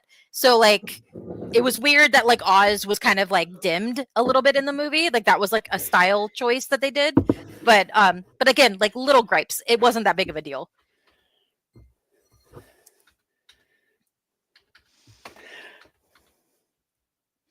I have not watched Wicked and I have not watched Oz. Also, I hope you didn't talk too much shit about me, although I deserve it.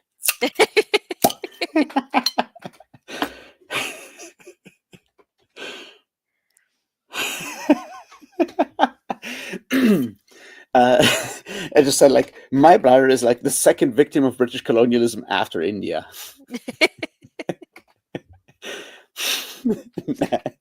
I shouldn't say that, but like I drank like 5 liters of black tea today, and it's bad. Oh, no, you're fine. I totally get it. That's right. We were talking musicals. It's great. I don't know anything about musicals. I'm a snob. I'm an opera person. Okay.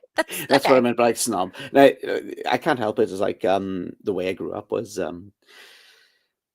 very. I don't think there's like like an English term for that. Like in Germany, you have this very specific thing. It's called Bildungsbürgertum, which Mm, means like education bourgeoisie. Basically, it's a part of like what you might call like the middle classes that defines itself by being incredibly educated. So it's mm. all about education and stuff. So you listen to a lot of classical music, and I I grew up with opera, not with musicals. So Yeah. I'm trying to overcome that, but I have not gone beyond Hadestown. That's it. Love Hades. Oh my gosh, that is It's my so new good. obsession. It's so good. It is so good. Hadestown is so good. Yeah. Yeah, yeah. That was the first musical I went to see on stage after lockdown, like after like theater came back. That was like I need to see Hadestown. So, yeah.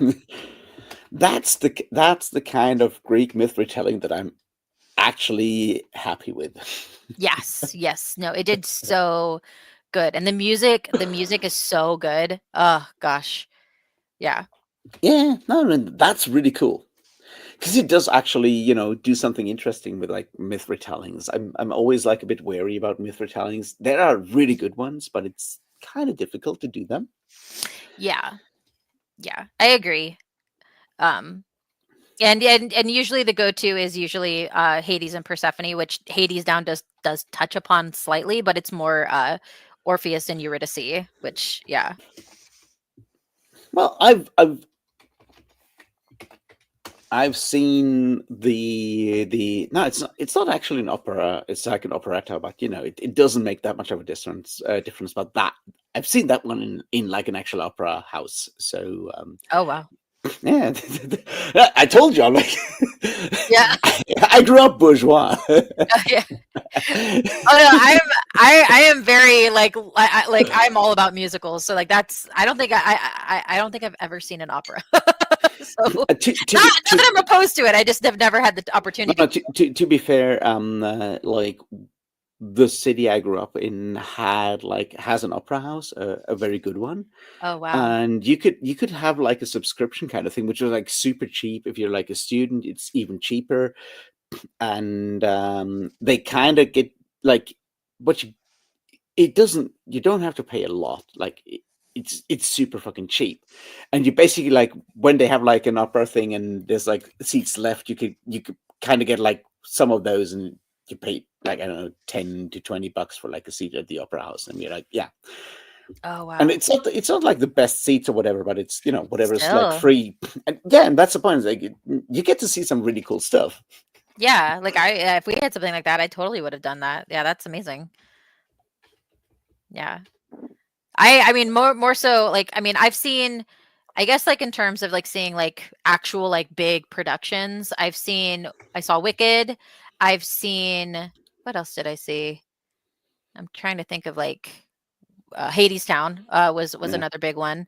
yeah, I think that's it because I think my most of my like musical theater like going to actually see it was all community theater, which is uh, great because I feel like it's like way more chaotic and just like way yeah, more like there's way more passion in it like because it's people who like are yeah, doing this for the fun of it and it's great like yeah. and I mean, I've seen a lot of community theater productions. I did go to like the opera house and I saw all four parts of Richard Wagner's Ring cycle, and that takes a lot of stamina, like for everyone involved, because that shit is long. That's like 4 hours per opera. Yeah, yeah, I mean, I'm glad I did it. I'm glad I got to actually see that because like very few places do like the whole thing in one go. Usually it's like, well, we do like yeah, Rheingold or we do like the Valkyrie or we do like whatever. But like getting all four in like one go was amazing. But holy shit, like man, yeah. you feel your ass after that. I can tell you that. A fucking office job is like actually like easy compared to that stuff. Anyway, but like that's like what biggest I was asking like you for in particular. Did you watch the new Anne Rice stuff, like Interview with the Vampire? So I have not watched the television show. I want to. I've read Interview with the Vampire, and I've seen the original adaptation, the film. I have not had a chance to watch the show. I'll be honest. I haven't been able to catch up on a lot of like TV shows, mainly because again, I've tried to focus on reading more, and then also I've been in school, so like my time is very limited, and plus mom, so like I have a lot going on. So I do try to watch stuff, and that is definitely on my radar because I do want to watch it because I've heard excellent things about it, and I do like the book Interview with a Vampire, and I was okay. Like the movie was decent.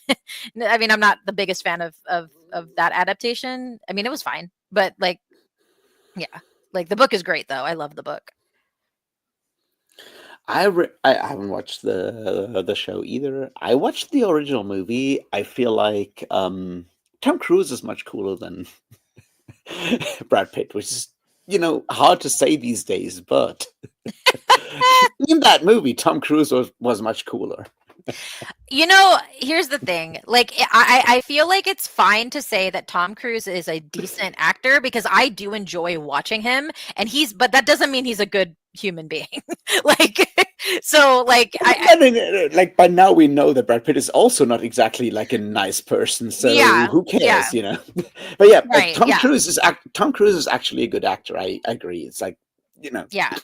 I mean, like I think Brad Pitt for me is just kind of like whatever. Like, but I actually do enjoy watching Tom Cruise on screen because, like, I think he's a really good actor. So, like, but like, he's not a good I think like the thing is like Tom Cruise knows how to actually act, whereas Brad Pitt cruised through life. Cruise through life by being pretty and shit for like the longest time, and Tom Cruise actually does sort of like do acting from time to time. Yeah. I did really enjoy like Tom Cruise in Tropic Thunder, and there's a lot of problems with that movie, but like Tom Cruise in Tropic Thunder playing like very much like being very much ironically himself was like, wow, maybe he actually knows what he's doing. Yeah. No, it's yeah. And here's the thing, like I will forever like be like in awe of him that he's willing to like do his own stunts, and the amount of and the kind of stunts that he's done are crazy, and he pulls them off, and and honestly I feel like a lot of the movies he's done them in are better for it because like it's not CGI, it's him, or it's not and it's great. So Limitless Spaces, we are not talking about Antonio Banderas because that goes without saying. Oh yeah. Sorry. Yeah, Antonio Banderas way cooler than all of them. Yeah, than either of them. Yes, for sure.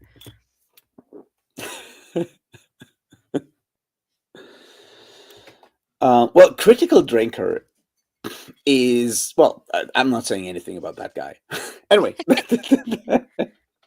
I actually are we talking about didn't like the new Impossible? Are we talking about Mission Impossible? What are we talking about? The new Mission Impossible, but I haven't watched it, so what can I say? I think Critical Drinker is a fucking idiot, so Yeah, I will admit I have not seen any of the Mission Impossible films, which is so funny because like I probably would enjoy them just because like I said, I do enjoy watching Tom Cruise, but like I just haven't had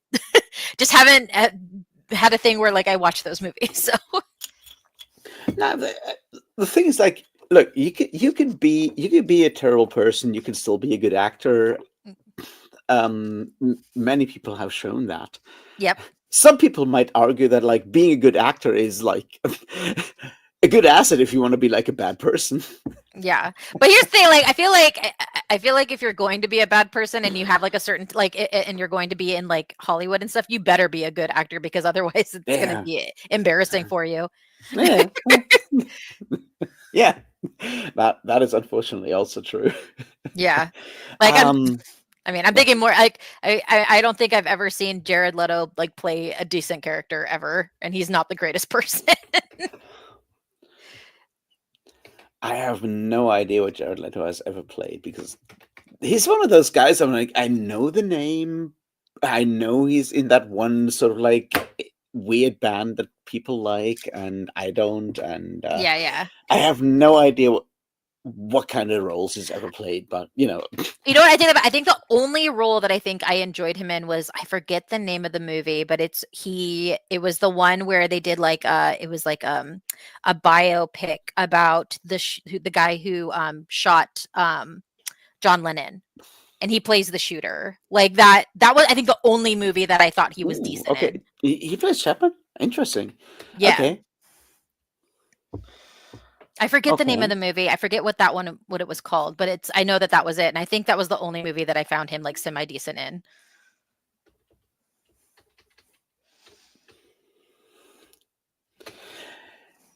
Yeah, but Yeah, he's John. just another actor that's gotten by on his looks, which is annoying. I should have become an actor. No, no, no. Hey, like But I would be like, I'm perfect for like B movie Viking is totally my role. No, in all seriousness, to bring it back to books and that, do you have like any like books that you're looking forward to like this year?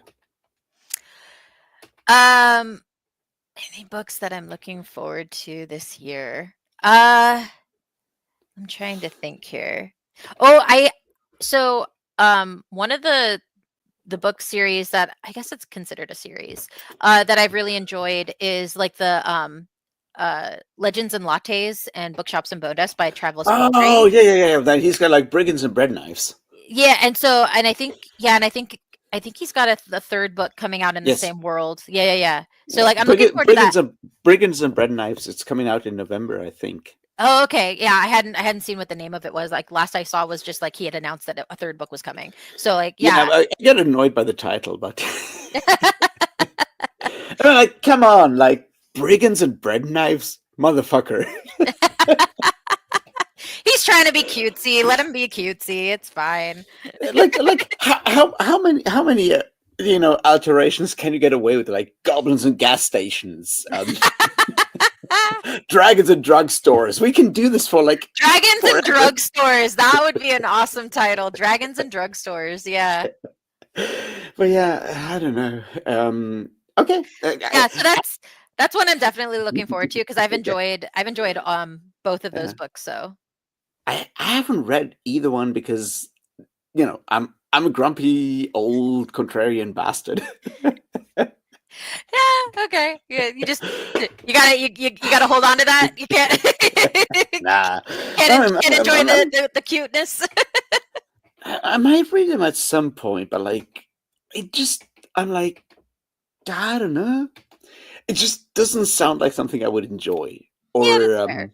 I mean, I said like maybe in the future, but like everyone was like, "Wow, it's so good," and I'm like, nah, I don't think so.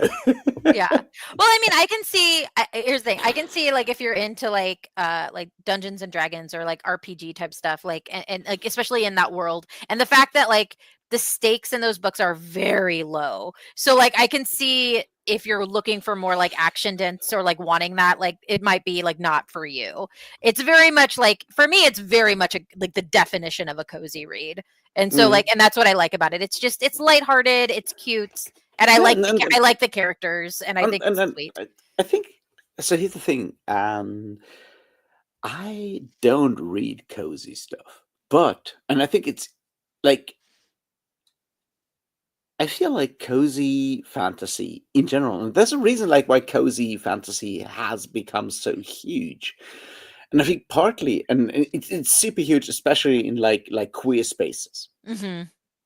And I feel like partly that's just like because if you're like part of the queer community, which I'm not, um, you're like constantly under assault right now because the Everything, world being the the world right world, now. yeah. Yeah, exactly.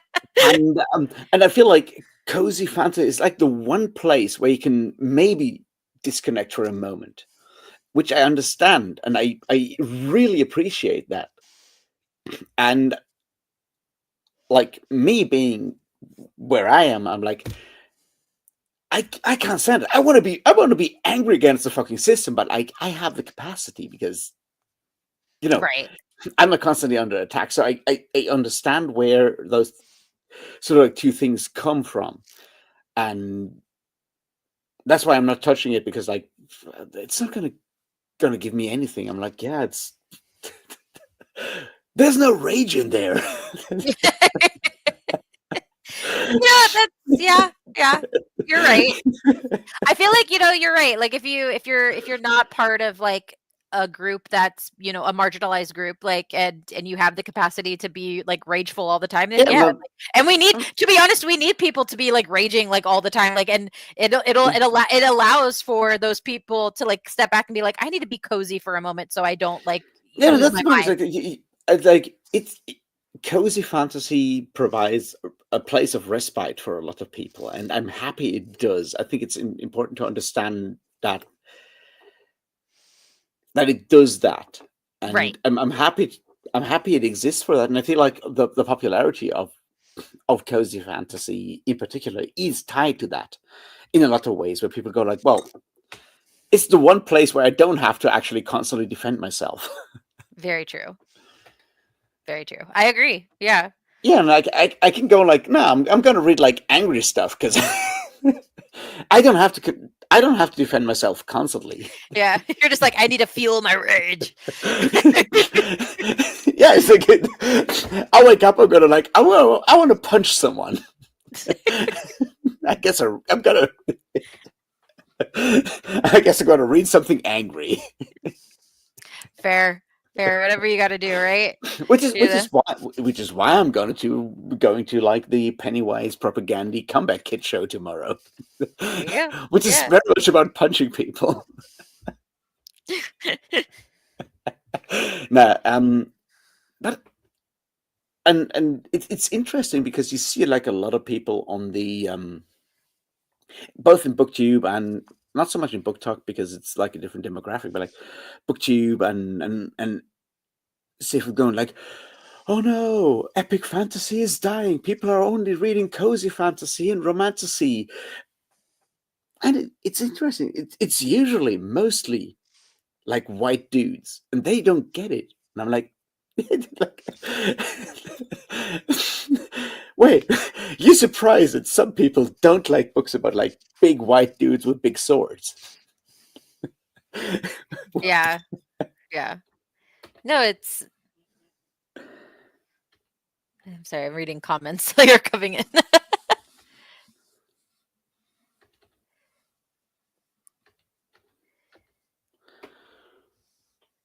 Oh yeah. Yeah. Oh, um, I get what you're saying about like it being probably worse in the 90s, but I also feel like that is also based on where you are in the community. So if you're a white member of the LGBTQ, of course things are better than they were back then. But if you're like a minority in it, I feel like it's still a little different. Like there's a lot of other stuff going on. And also if you're a certain member of the community, especially if you're part of the T part of the LGBT, right now things aren't great. So I feel like it just depends on perspective and where you fall in the community. Um, and that's not to say Yeah, like not like things like, you know, we should all still like, you know, be together, and I'm not saying like certain things are like are just because someone thing has it worse doesn't mean your problems are, you know, not equally as bad kind of thing. But like I'm just saying it just depends on your perspective and where you fall. yeah, and I feel like one of the things I was like reflecting on like recently is like the way that like having social media and like having contact to like a global community versus like back in the 90s or early 2000s where you have like, you know, a very limited sort of like connection like makes it much more different, like the way you see yourself, the way you see yourself versus the world, and everything is like if you're in the 90s you don't have like fucking internet or whatever, right? Like you're like your perspective of like who you are and how the world reacts to you is very limited to like your town basically, and then Yeah. maybe your country, and then you suddenly you have like a global perspective, and that's something like we all deal with, no matter like our, you know, Yeah. or like personal marginalizations or whatever. Like suddenly we have to position ourselves in like a global context and not just like a regional, local, even like national, whatever context. Suddenly we Right. like are global people, and that makes a lot of shit like so much more difficult. Yeah, yeah. I mean, like, and like, yeah, and like, just speaking to like just being a part of like the community, like I consider myself part of it because I'm like I'm bi, but I am in a hetero relationship. And so like I obviously am not going to be as stigmatized as like other members, like even though I still can, like I'm still bi, it doesn't matter that I'm with a man, like, you know, and like that doesn't change that aspect of who I am, but like it's different in terms of like how people perceive me and how like what I have to struggle against. So and Yeah. I'm aware of that. And like John, and yeah, and I am antediluvian. No, I'm 40 years old. If you need to know. I am 37. I am fine saying that. Yeah, I was saying like it's up to you if you want to say that, but like now I'm 40.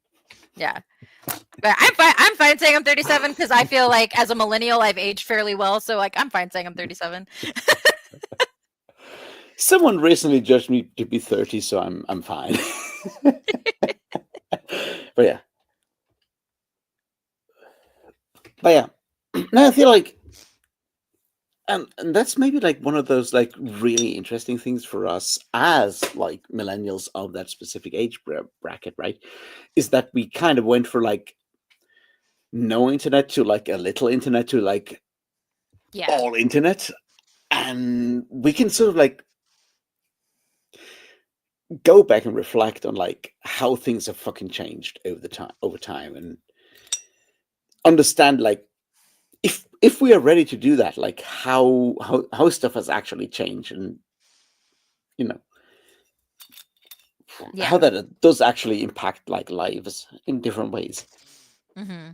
Yeah. It was like what's super interesting. I was yesterday, and I'm gonna just sidetrack for a second here, and then we can go back to like the main things. Like I was watching the really interesting live stream that archaeologist Flint Dibble did with like historian, like ancient history guy, because history professor, not guy, but like woman, on Fulvia, Roman matron, wife of Mark Antony, among other people, and so forth. And one of the interesting things is like that Rome and Alexandria at the time was sort of like the first time that you had like massive like populist like uprisings and people manipulating the populace at the same time, and showing like the body of like Fulvia was showing the body of her first husband who was murdered on the street and everything, but like the street being the Appian Way. But anyway, my point is that it led to like a populist uprising that led to like politics changes. And what was interesting is, and what I was taking away from that is that you could, for the first time, actually impact politics by riling up the populace. And the point for me is that that work we had like we're talking like late Republic, almost Empire Rome, Mm-hmm. which is like the first time that you have like such a mass of people on a very, very close in a very close space, which means that like, information travels super fucking fast. You can actually do that kind of like populism, the kind of like getting people to do stuff on very short notice in a way. Yep. And that then kind of dropped away for the longest fucking time because Yeah. stuff. And we're back to that by having like a very, very short sort of like reaction time when it comes to getting like mass reactions on like any form of like information. Yep. And that's something we have to deal with right now. Absolutely. Yeah. And John, I saw your comment, the Facebook whistleblowers. I have read Careless People. That was interesting. That was one of the books that I definitely picked up when I saw it, especially since I think like there was like a lot of talk about like Facebook trying to like censor it. Like they didn't want it to be like as marketed as well. So yeah. No, it like it's hard to like, I mean, you would have to be blind to not see like the influence that like social media and stuff like that has on certain things. It's why Musk wanted Twitter. Like let's be real. Like I've also read books about him taking over. I've read 2 books on Musk taking over Twitter just because I find it interesting. And I feel like it's also important to like know about these things so that you understand kind of like the the mechanisms of where power lies, and Yeah. especially in America, like that is a big part of it now. And I mean, not just America, but globally in terms of like social media and tech. Like it's Mm. that is the way of like where we're headed, and it's just like it's important to understand where that power lies and Yeah. why those people want that power, like kind of thing. Yeah. Hey, Danny Drake, how you doing, man? I haven't talked to you in like a while, so how you doing? Anyway, I haven't read Careless People yet, but it is very much on my list of stuff I need to read very soon. There's like a list of like stuff I'm gonna read like next month, and Careless People is one of them. Then there's like the new Malcolm Harris one, which I'm blanking on the title. It's What's Left. I think is a title. It's 3 ways out of the global crisis, which is about climate change. And then on the 26th of June, Hayek's Bastards, the new Quinn Slobodian book on how neoliberalism kind of fucked us all over, which I think is like things like Slobodian is really good as someone who understands like economic policies and economics as a discipline. So and it's sort of like that shift from like neoliberal politics to like right wing politics sort of is the topic there. And it's not going to make me a happy person. That's okay. That's what you want. You want to rage. I have not yet found the kind of book that makes me a happy person.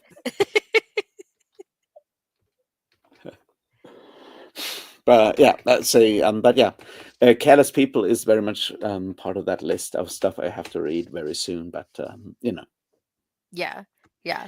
I feel like a lot of things like the criticism I heard a lot from that book, and I mean just like as someone like they criticize the woman who wrote it because they're like, well, she could have just left.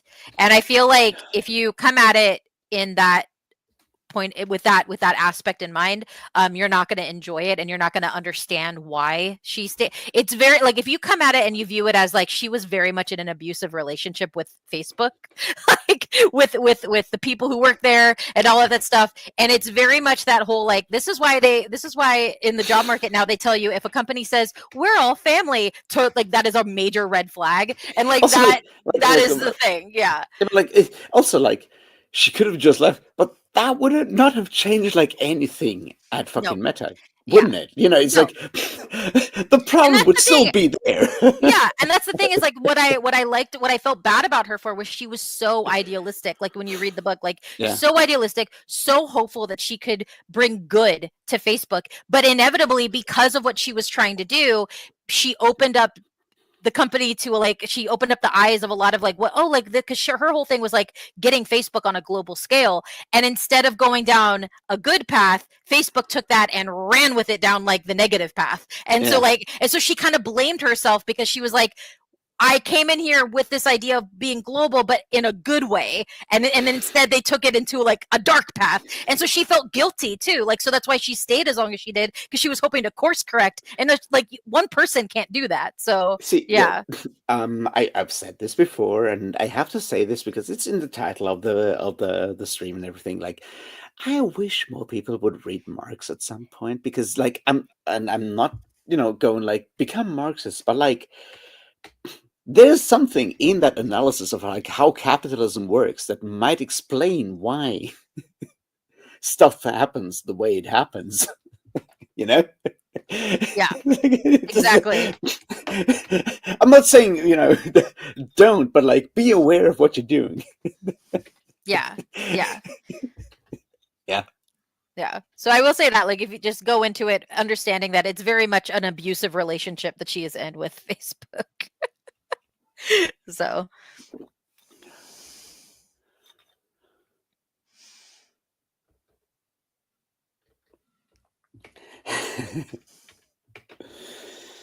well, if the bugs and pods are free, John, I feel like a lot of people might actually agree to that.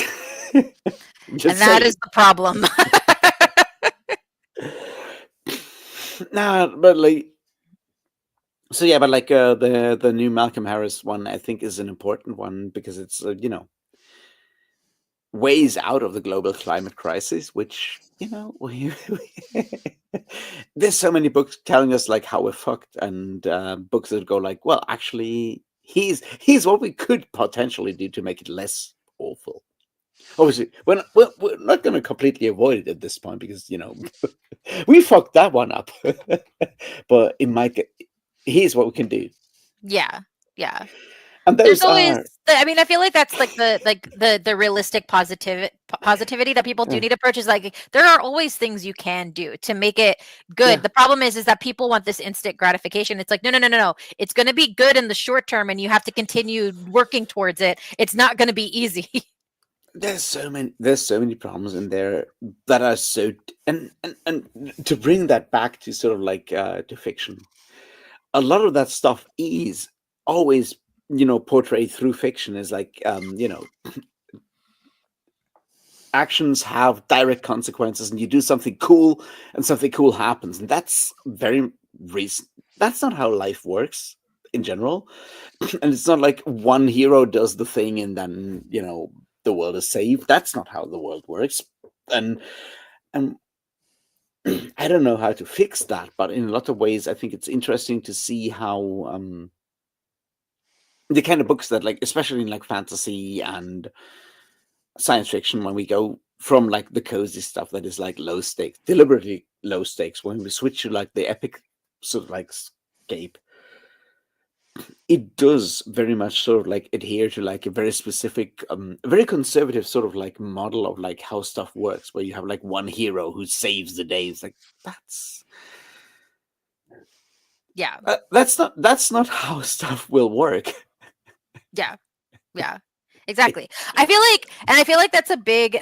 I always like to like. I mean, I feel that's going to be hit or miss of bringing up this fandom, but like I feel like Star Wars is a good example of that. I am not a fan of like the recent films. However, I do think it was interesting the discourse that came about, like how did like the First Order come about when we destroyed Darth Vader and like and the Empire, and it's like, well, yeah, but if the rebels didn't have a system in place to like make things better, and it's like, and I'm not saying that they like needed to fix everything, but if they didn't have like a basis for what they wanted to do, of course the First Order came back.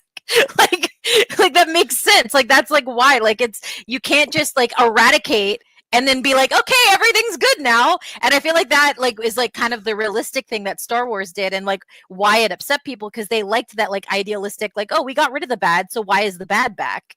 Like, I would have just loved that moment where like all the rebels at the end of like the Star Wars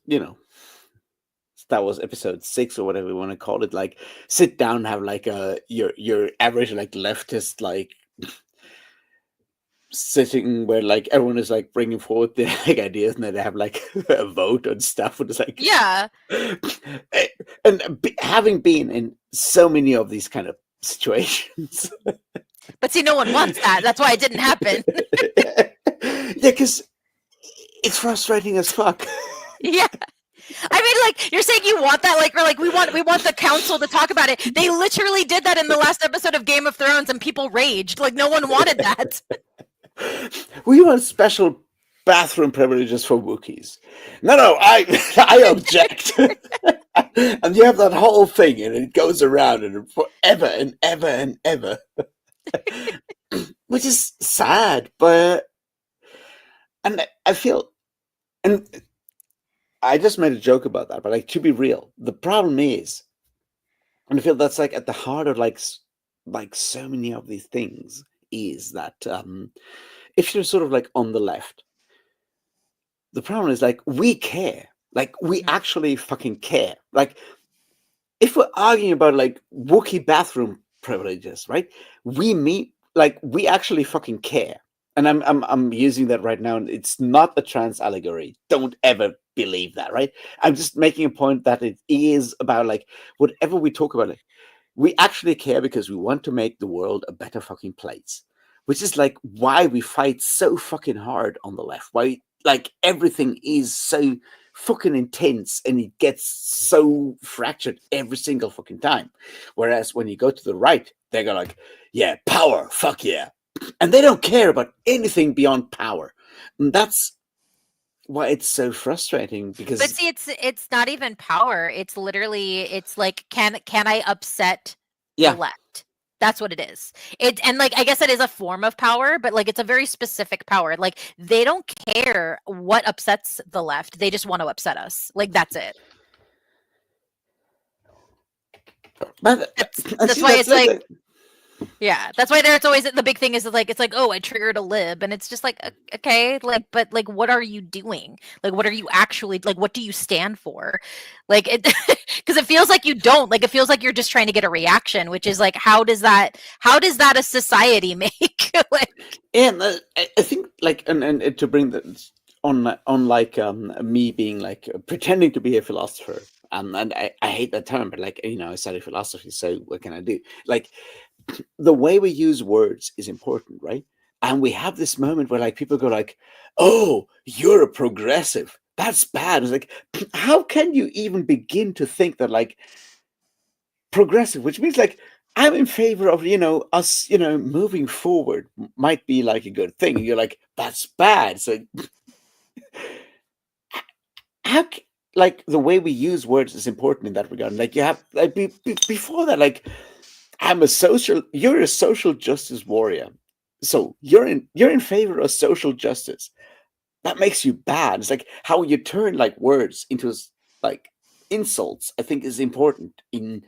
And don't get me wrong, there were people, there's always people that take it too far, don't get me wrong, but like how the way we like turn terms into like insults that actually are, you know, when you read them like objectively are like good things. Like we want people to be in favor of like social justice, right? We want social justice warriors at the end of the day. We want people to be progressive because we want to be, you know, moving forward to make the world a better place. And suddenly those are insults. It's like the way we use words and like switch them around, I think is, yeah. yeah, no, I get what you mean. Yeah, I do. Yeah, it's like words do mean things, but then it's like, but then like they take on these weird connotations just because of how people use them now, and it's like, yeah, like you're saying, like making those words an insult, and it's just like, how, like why, like it just, yeah.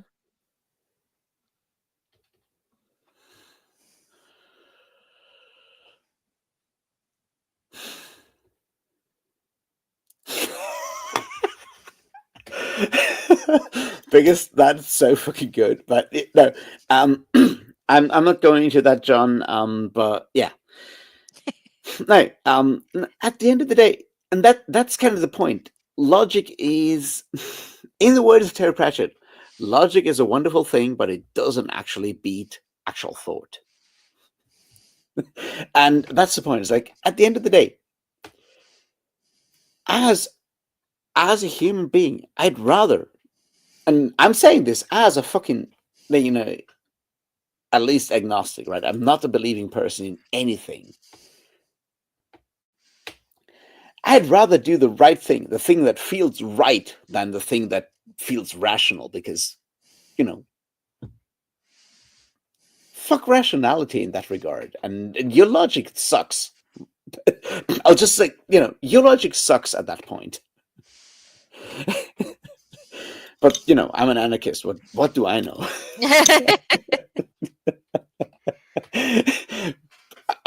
I've just read, like, you know, way too much Marx and Graeber and all the other stuff. But like, at the end of the day, and I know this sounds dumb, but I want to be like a good person. I want to be, Yeah. you know, I want to be morally good. And if that means I'm taking some hits, like economically or whatever, you know what? That's because the economy sucks. That's because capitalism is kind of, you know, fucked up. It's kind of bad. But at the end of the day, that's your problem, not mine. Anyway, let's go back to books. Yeah. By which I'm not saying like go read Marx, which you should. Like, beyond anything, Capital Volume 1 is actually a really good book. but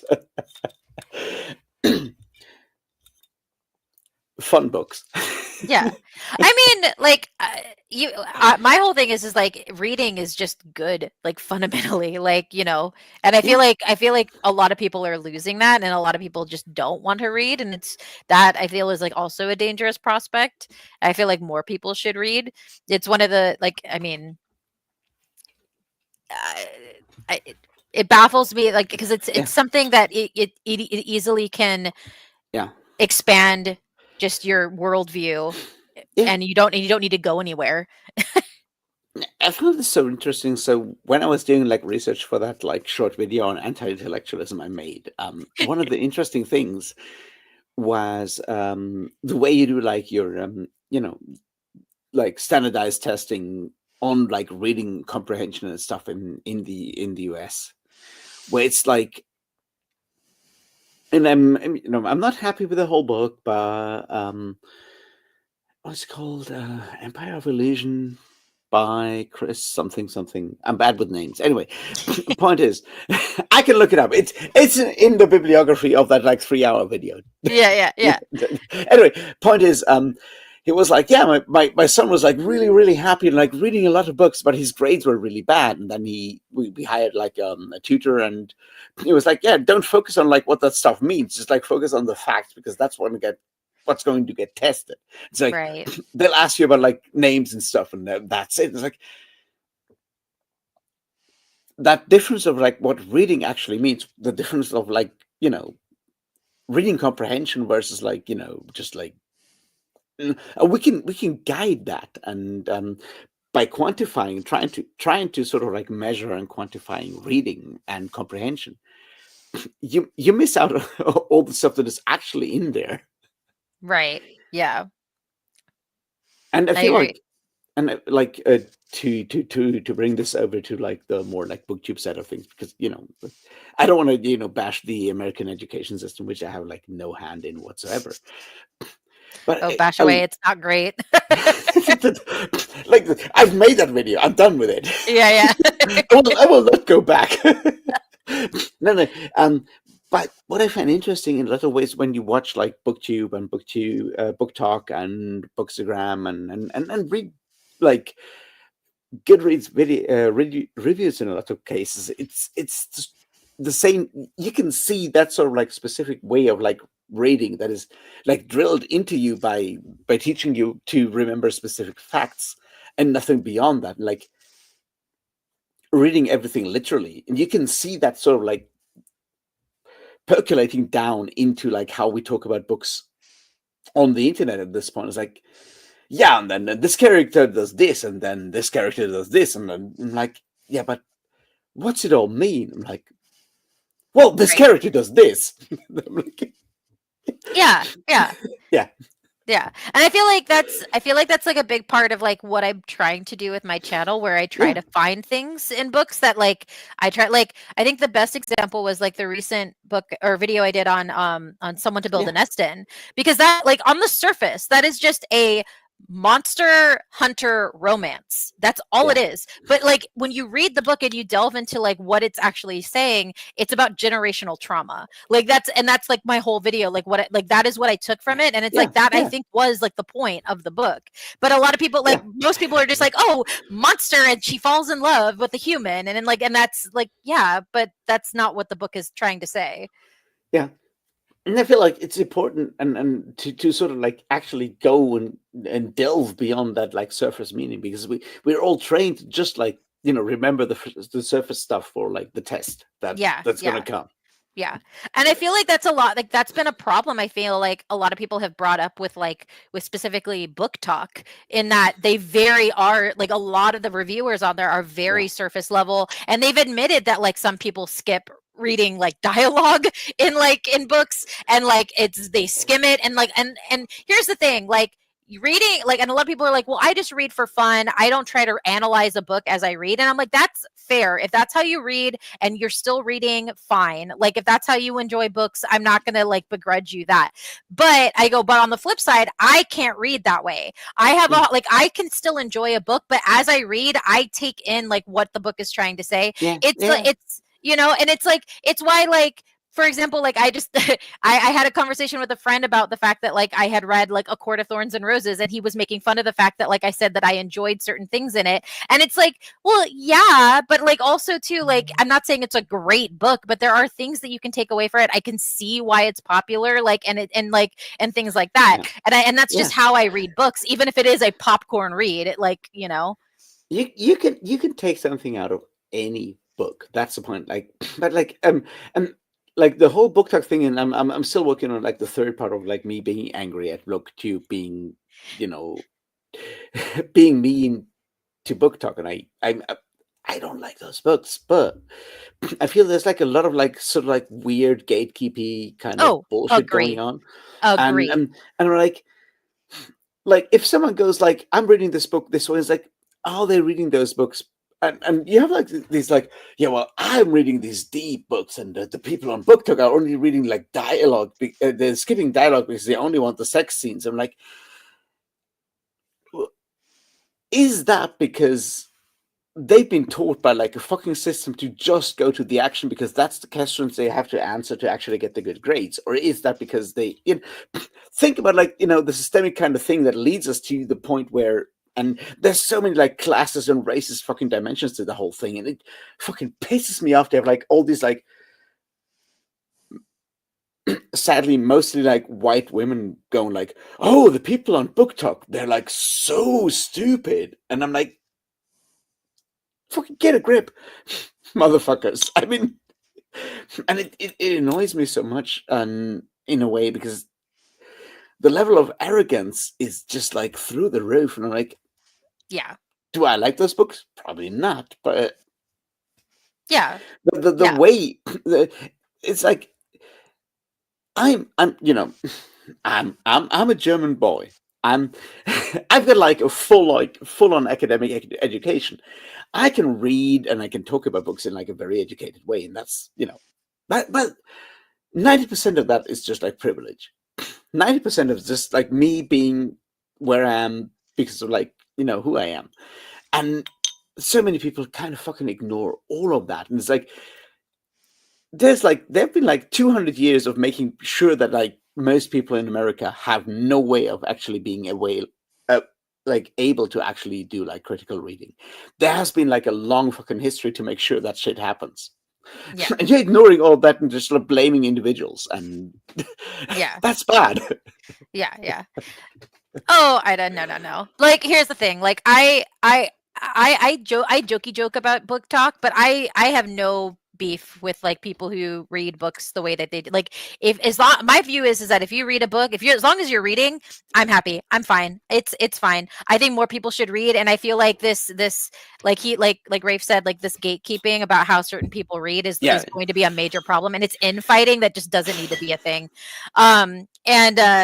And it's, I think there was a question of should you read Akatar, and you said you liked Fourth Wing. I will say this in talking to people who have read both, if you enjoyed Fourth Wing, the chances of you disliking Akatar are pretty high, it seems, because I have yet to meet really anybody who likes both, which is weird. Like, and maybe that's just my circle of people, but I have found that if you like one, then you don't like the other.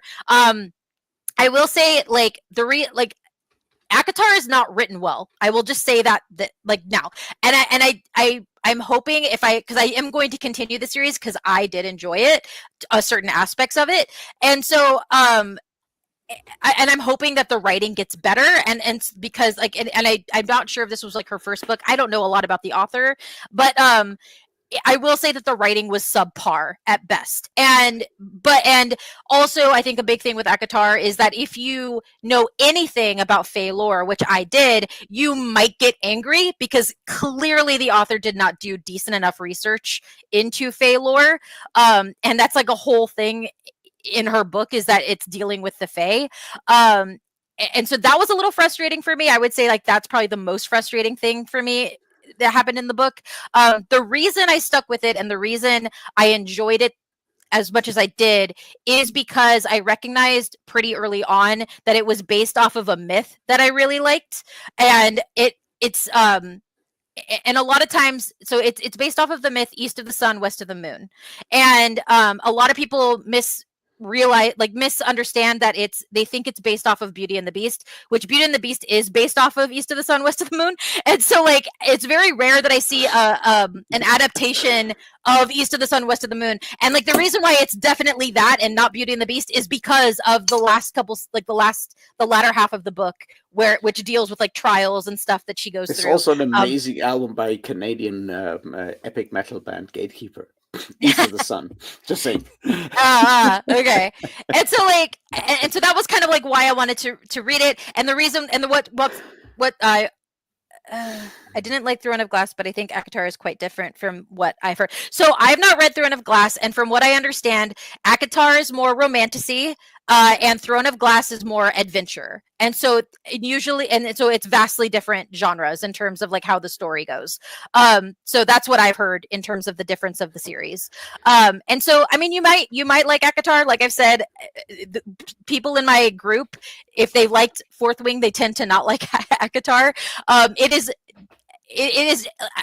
I will say this, like as a woman in her 30s, I am not super keen on like the love triangles that happen in YA novels now, especially when both male love interests are just like the absolute worst.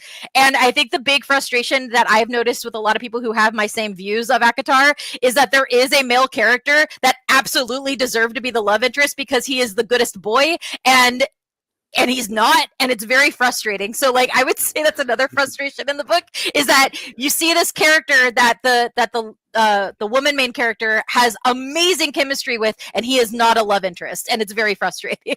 So like it's but I mean, but also too, like I'm totally down with having like platonic friendship like type stories with characters. I think actually those are far superior than romance relationships in books, especially if they're written well. So yeah, so like I can't say whether or not you'll like it. I will say, like, if you're not super big on spoilers, I know I'm not a person who cares about spoilers. If you don't care so much about spoilers, I would say like maybe watch some reviews of ACOTAR and see if like the storyline like vibes with you a little bit, and I would say give it a go. I'm very much like, spoilers don't bother me. I'm more of a, like, I enjoy the journey regardless if I know what the outcome is. So all right, here's the thing for you, biggest. I know you're going to that Abercrombie thing.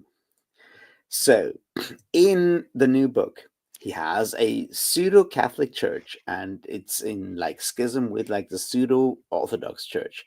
And the big thing is that some of them, because the savior was like apparently like broken on the wheel, and some of them have the wheel as the sign, and the other side has the circle as their sign. But they still went on a crusade, which is dumb as fuck. So please ask him why he called it the crusade and not went for circus, which would have been so much funnier and actually appropriate.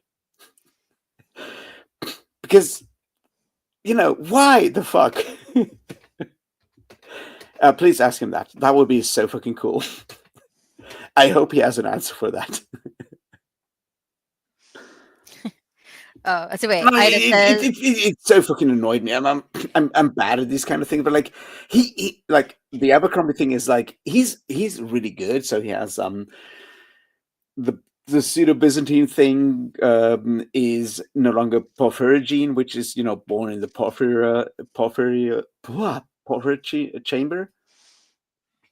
But it's Pyrogene, which is like born under the flame, and he does all of that, and it's still a crusade. And I'm like, why would it be a fucking crusade? There's no crosses in your fucking universe. It doesn't make any sense. And you missed a chance, because like if it's a circle and you're already making fun of the church, you can call it a fucking circus, which, you know, would make sense geometrically. It doesn't. So please ask him that, biggest. That would be like, I would love to hear that answer. Anyway. It's okay. Wait. So like it says, I just said I've already looked up spoilers for me. It usually comes down to the writing. Okay, so if it comes down to the writing for you, you might not enjoy ACOTAR, because I will tell you the writing is not great. It's like subpar. Not the worst, but not the greatest either. So I mean, if you can handle like slightly bad, I mean, I wouldn't put it at like 50 Shades of Grey level. Like 50 Shades of Grey is like one of the most atrociously written books I've ever read. So like, and I do not put it at that level at all. So like, it's definitely better than that, but it's not great either. Let's see, like what Faye is a feminine thing. I always think of ripped shirtless elf, and that okay. You thinking Faye is ripped shirtless elf looking dudes? I purely blame on books like Akatar because that is not Faye. That is not what Faye is. Like, and if you really want to know like a decent of like what Faye is, I would highly recommend reading Holly Black because she understands Faye lore. Yeah, you might want to read Blood in the Mist. Yeah, I know. I that is definitely a book that's getting put on my TBR. I want to read that. So yeah, That is the kind of like, you don't want to fuck around with fairies because they're gonna absolutely fuck you up in bad ways. Exactly, and that's what makes fairies fun. I'm gonna say, you up is the point there. Fuck is not exactly in there. Yeah, exactly. They're little shits, and I love it. Here's a recommendation for you, though, Witchy. You want to read a book. I mean, there's like 2 of those by Elizabeth Hand, and I always recommend Elizabeth Hand because she's like fucking amazing. But you want to read Wilding Hall. Wilding Hall. Wilding Hall. It's a very short. It's a very short thing. If it's on Audible, it might be free on Audible.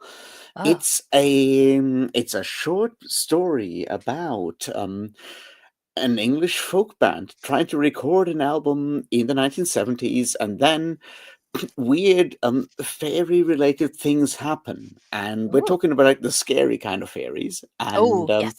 Everyone is like, it's like a VH1 kind of documentary kind of thing. So you have like, it's all like interviews by the different musicians trying to piece together what happens and why the singer vanished.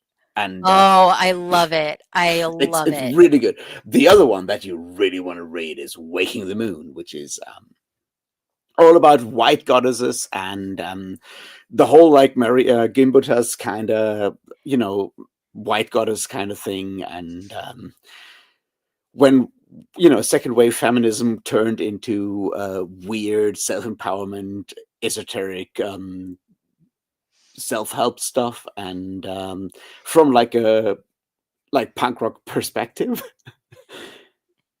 And it's really good. You might really enjoy that because it's written by someone who actually knows what they're talking about. It might have been part of it. Yeah. No, it's really good. I'll have to look into those. Those sound awesome. It also involves my favorite like weird witchcraft kind of group, which is of course the Benandanti. Okay.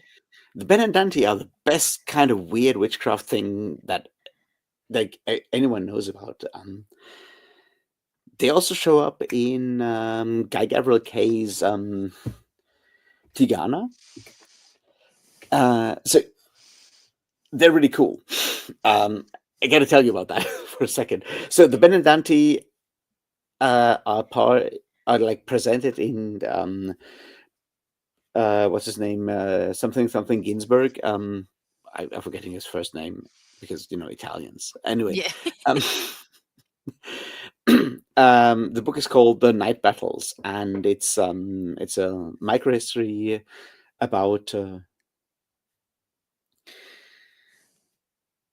like protocols of the Inquisition from like the late 16th, early 17th century in the Friuli, which is part of like northern Italy, close to the border of Austria nowadays. And it's about a local pagan sort of weird thing, which is about the Benandanti, which are people that are born with a cowl, which is when you're born with a cowl is like you have that piece of skin over your head while you're born. There's a medical term, I don't know that right now, but you understand what I mean, right? Yeah. And that was always seen as like either having the second sight or something of the sorts. And if you're a Benandanti, what that means is that like at the Ember Days, which are 4 Catholic holidays in the year, your soul leaves your body and you ride to a specific like battleground. You usually ride there on a hare or a fox or something like that. You meet all up and you fight the evil witches, and you fight them with like storks of grain, of fennel usually, and the evil witches are using stalks of sorghum, which is sorghum. And if the good witches win, that means the harvest is saved. And if the evil witches win, then that means that the harvest has been spoiled. And you do that like 4 times. One is for grain, one is for like fruits, one is for cattle, one is for and so forth. You do that. That's what those people believed. And what is interesting is that that specific piece of history is like looks at like the Inquisition records of like the Inquisition trying to figure out what's going on, because all of those people believe that they are good Christians. Right. And they're doing that in the name of Christ. And those evil witches are obviously part of, the host of Satan. They're like saving the grain for like the people of Christ and so forth. And you have the Inquisition trying to figure out what to do with those people. And what happens the next time is like some of the local like Inquisition people go like, "Oh, I guess you're like weird heretics and we're going to put you into prison and so forth." They send those like the whole like thing back to Rome. And this is like being like the early like 16th and then like 17th century, which is like, not it's Renaissance, not yet Enlightenment. And the Inquisition in Rome going like, yeah, this is not actually, heresy. You should probably like rethink about this and maybe let those people go again. It's a super fascinating thing, but like the idea of like good witches leaving their souls and riding to battle on hares using stalks of fennel to fight away the witches of Satan is just so fucking cool. Yes, it sounds very cool. And that is like, there are fucking like, these are like historically, we have records of that shit. Yeah, that's awesome. Yeah. So, yeah, really cool shit. Benedante and Elizabeth Hand kind of ties that into Waking the Moon and ties it into the whole like white goddess myth with all the other stuff. Cool. Okay, yeah, and then ties it into like post-punk and stuff because punk, I guess, which I'm all in favor of. So I feel you very much might like that, actually. Yeah, no, that sounds awesome. Yeah, I very much would like that. Let's see. Fortunately, 50 Shades of Grey showed the pub that they can sell books about weird sex. Read them appear to be smart. I mean, I don't think the people who read the weird sex books try to sound smart. I think they understand what they're reading for the most part. I mean, but yeah, 50 Shades of Grey was kind of a blight on books, I feel. I mean, I don't want to like, my whole thing is always like, if you're reading, that's great. And so it doesn't matter what you're reading, but 50 Shades was a bit of a yikes. And I read all 3 books. So amazingly, I made it through all of that. And that is when I will say like the movie adaptations are also bad, but the movie adaptations are far better than the books. I have not read the books, so I wouldn't know. You don't need to. It's okay. Well, I haven't read the books. I have not watched the movies. I don't know. I have like read like way too many books on like theoretical books on sex magic and other occultist stuff. So I feel like I know more than I need to know. Yeah. I would probably not. It's also not a good representation of the BDSM community, which is what it all is. Yeah. And so, and the thing is too, is like, what's really funny is like for a time, and I will say this, like, if you haven't read the books or even if you have, and you've seen the movies, my recommendation is to watch the movie Secretary. Cause it's also it's also a Mr. Grey, and it's a good representation of the BDSM community. I wouldn't know. Anyway. Yeah, I mean, like, I'm just saying, like, if that's something that like if that's the aspect of the books that you like, which again, like, and here's the thing too, like, I will say what killed 50 Shades of Grey for me was absolutely the writing. The writing was atrocious. I do think what she, like, the premise, like, if she had actually decently wrote a book like about the BDSM community and actually had like built the characters better, I think it would have been a decent book. Like, but it just but wasn't. for that, she would have had to be like part of the BDSM community, which she Yeah. is not. Which is not. You Yeah. know? No, it was very much like very much like a fetish fantasy for her, and not in a good way. Yeah. Yeah, I think like the outside perspective, like her fetishize wow, words, man. Fetish, gods, different languages, like, but like her from the outside trying to fetishize the BDSM community from the outside, I think is like part of the problem. Oh, absolutely. Yeah. Which is, it's so interesting because you're writing a fucking Twilight fantasy and then going like, so what if I add like whips and stuff? Yeah. Yeah. But Which I don't mean, question like the dumb things. Yeah, and I will say this, like it's very telling, like considering like just kind of how red flaggy the relationship is in 50 Shades, that like that is what you created from Twilight, which says a lot about Twilight. And I liked Twilight. So like, it's like it's also very problematic. And here's the thing, I read Twilight when I was young, so like it's and that's not to say that's like a big excuse, but it's like I definitely feel like it would be a different experience for me now if I were to ever reread those books. Like, so I read Conan the Barbarian when I was young, and it certainly did not help my image of like the female, I can tell you that. Yeah. I mean, you're all like all those books, like there's going to be a ton of books with that. I mean, if you read any of like Stephen King's like early work, it's going to be the same, like no, it's I have like very, very I've read like 2, 3, 4 Stephen King books. I think there's like one that's really good. That's The Gunslinger. I think that's like okay. the one that is really good because that's the one time Stephen King actually tried to write and use words and use like metaphors and stuff. Yep. And the worst Stephen King, and I know everyone hates me for saying that, but the worst one is the Kennedy book. It's the 11 something 63, Yeah. and I keep forgetting whenever, because I don't care when that guy got killed. Anyway, that book sucks so fucking much. It's so bad. It's like weird fucking jerk off nostalgia with so many editing errors. It's so fucking ridiculous. And the one thing it shows is like Stephen King at this point is so rich and so fucking powerful that no one goes like, well, Mr. King, I'm sorry, but there's an inconsistency between this and this part because the color of the car changed. Also, the name of the guy changed. Also, this part changed. No one does that. And there's so many fucking inconsistencies in that book. And no one ever talks about it. And everyone goes, oh, it's the best Stephen King book. He captures like 1960s. And no, he doesn't.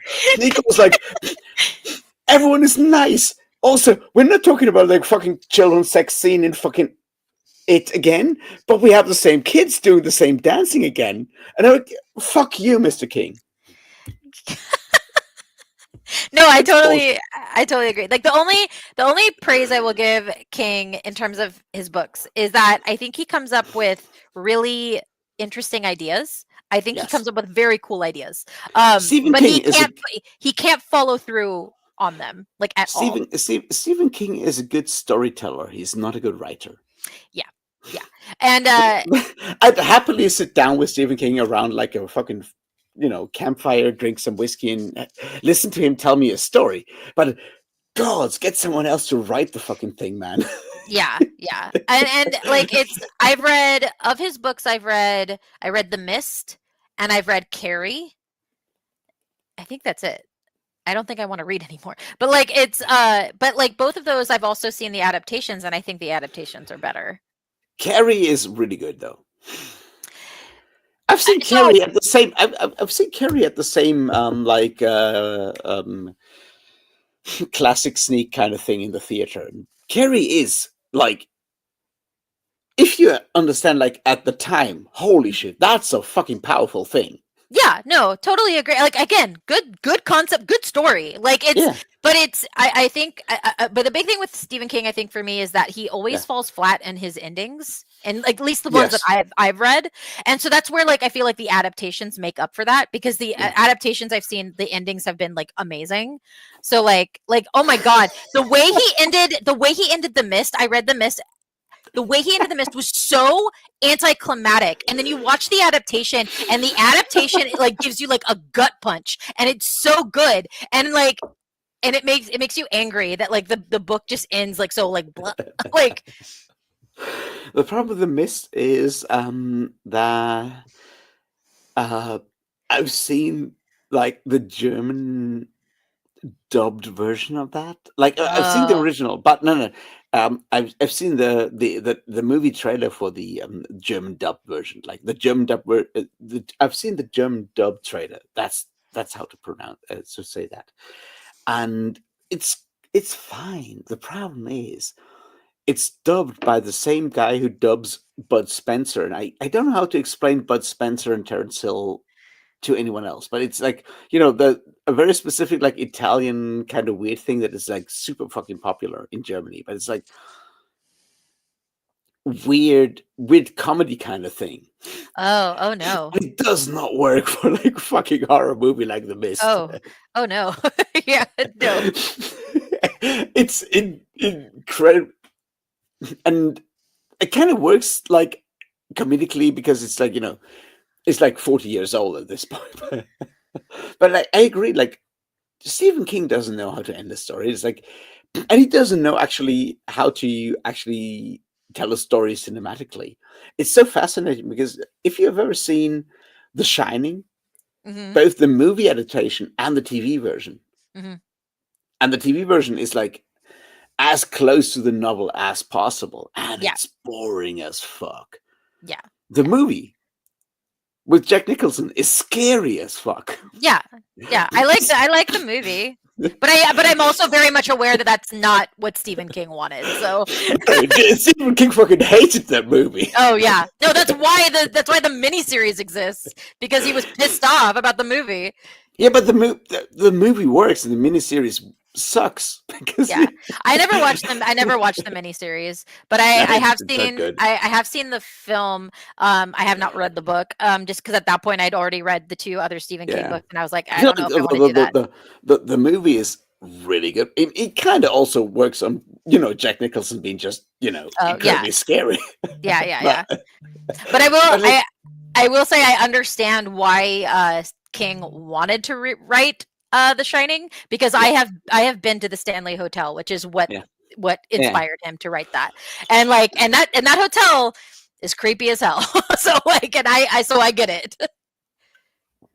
Yeah, I feel like Stephen King is. I said like he's good at like telling a story, but he's not necessarily good at like understanding like how to translate that story into like another medium. It's like I'd love to listen to that guy, but like Yeah. writing it down or presenting it in like a movie is a different thing. And hmm and like Shining the movie is like fucking scary. Like there's like fucking when the kid is like rolling down the fucking corridors on his like Yeah. car. That shit is scary as fuck. Yeah. Just like the way This it is this like filmed. yeah, and like, well, yeah, I would say like for that scene, like it's definitely the sound design in that is Yeah. just like Yeah. with the tires hitting the carpet, and then the wood, and then the carpet, and it's just like, Yeah. yeah, yeah, yeah, and it's just like, oh, yeah, it's good. It's one of, yeah, Yeah. yeah, That only works because, a very creepy, very terrible person was like, "Yeah, you gonna do everything the way I tell you, 10,000 times until you cry, and then more and more." And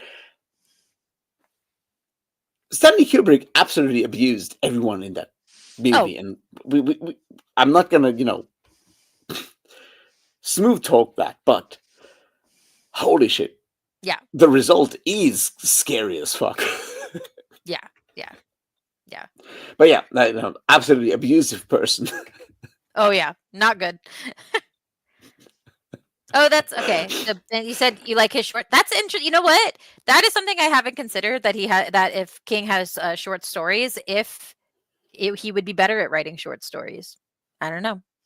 because I feel like that is a different type of writing. So like it's you have to write things differently in in terms of like being concise and things like that. So I don't know. I might be willing. I don't think I'm ever going to pick up another Stephen King novel, but I might be willing to pick up a short story.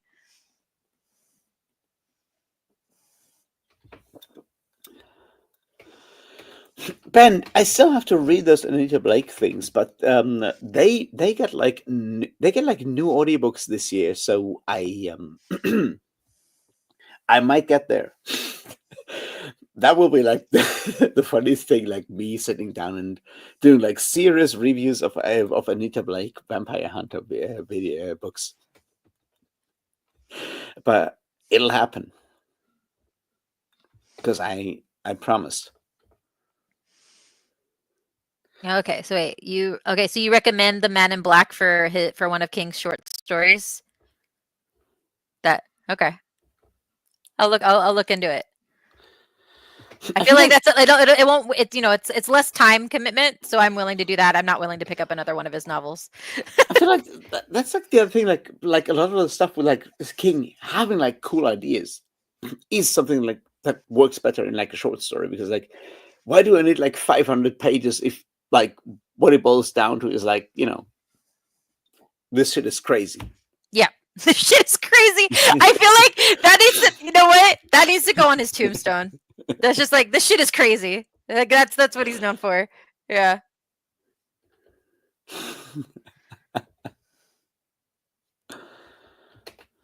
Yeah, the mist.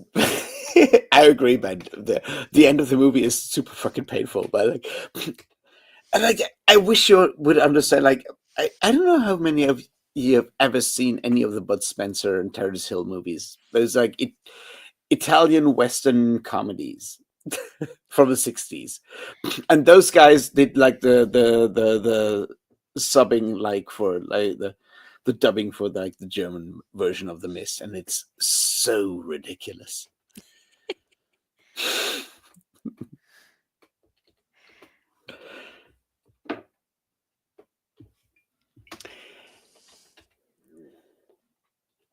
(11/22/63) is a terrible book. I'll say this again, Britain. I'm sorry. This book sucks. It's bad. It is so fucking bad. And all those people going, oh, it's the best fucking Stephen King. It's so good. No, it's not. It's bullshit. It's terrible. It's fucking jerking off about like 1960s America and how beautiful it was, full of fucking inconsistencies that any fucking decent editor would have cut out, but because Stephen King is so big, no editor dares to actually do it, and it sucks because of all of that. And you are all fucking fools for believing that it's actually a good book, and I hate you all for that. I'm sorry. I feel like that person commenting saying that it was good, I think they just wanted to see you rage a little bit more. It's so annoying. Like, everyone on BookTube goes, it's the best fucking book. It's like, have you actually paid attention to the fucking thing? There's so many fucking dumb fucking editing errors in there, and it's so annoying. Yeah, I will say that I feel like when authors get to a certain point, like editors are just scared, and it's just like that should never be the case. You should never get to the point where you make people feel scared to criticize, to give you constructive criticism. George R. Martin is not the case. Yeah. No, I'm not saying all people, like all authors are that way, but you should never allow yourself to get to that. And it's sad that, like, if that is the case with King, and maybe, I mean, I'm not, who's to say if that is because of him or if that's simply just because people find him intimidating. But like, if that's the case, then, you need to find editors who are willing to be honest with you.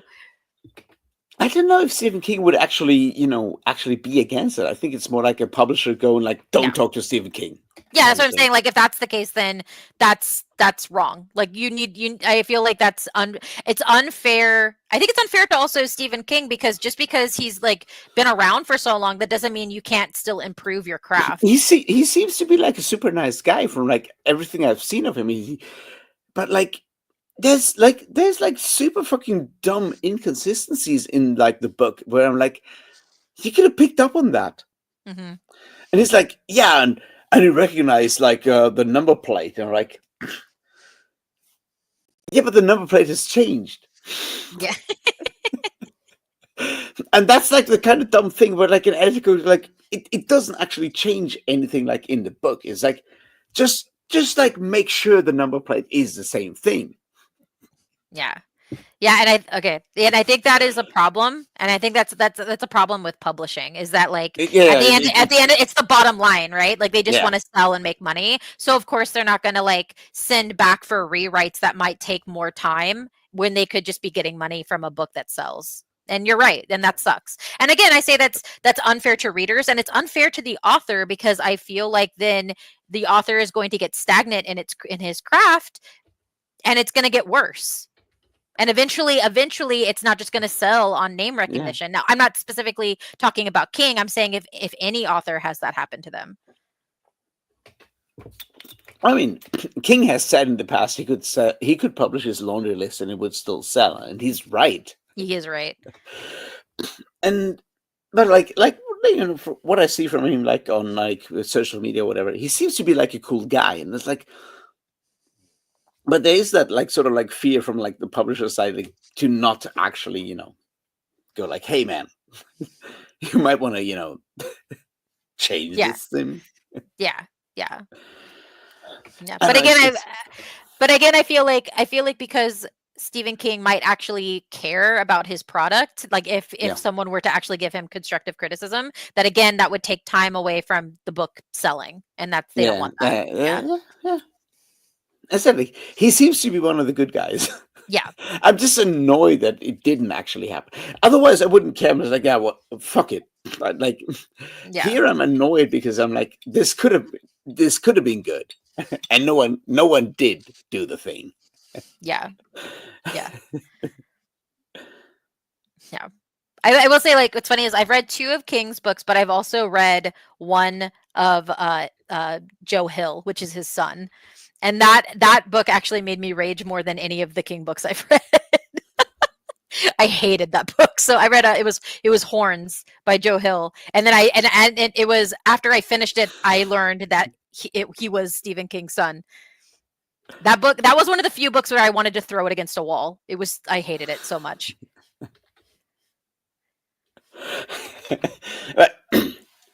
Britain, I'm gonna look. I cared because I think it's an important topic. I did not say JFK had it coming. Yeah, I feel like that would have been a different rage. So what did you get me at? I mean, he kind of did, but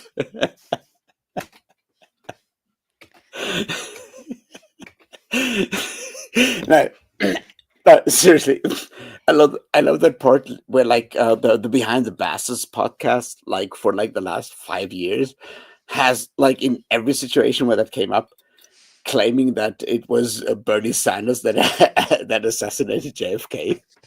Oh my god! It's like it's Bernard Montgomery Sanders that killed, and it's so funny.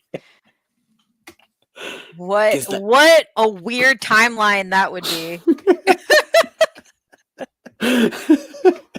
Now, anyway, like if you haven't ever listened to the Behind the Bastards podcast, please do so. It's a really good one. It's really funny. You learn way too much about like weird stuff that Nazis do. Oh, great. And other stuff. Yeah. It's not just Nazi. It's called Behind the Bastards, you know. You should do their tagline, Nazis and other stuff. No. I have nothing to do with them. They're just like really cool and funny and anarchists and, you know, smart. Like I'm not.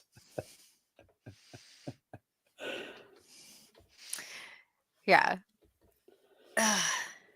Let's see. I have no idea what you're saying there, Bretton. Which book was it? But yeah. Oh, I think he was asking when I said which Joe Hill book I read. Oh, okay. And I think and then I think I said Horns and he said, God damn it. So I'm taking it maybe you enjoyed that book. I mean, look, like I really liked the adaptation, but I purely put that on Daniel Radcliffe's performance because he did phenomenal in that movie.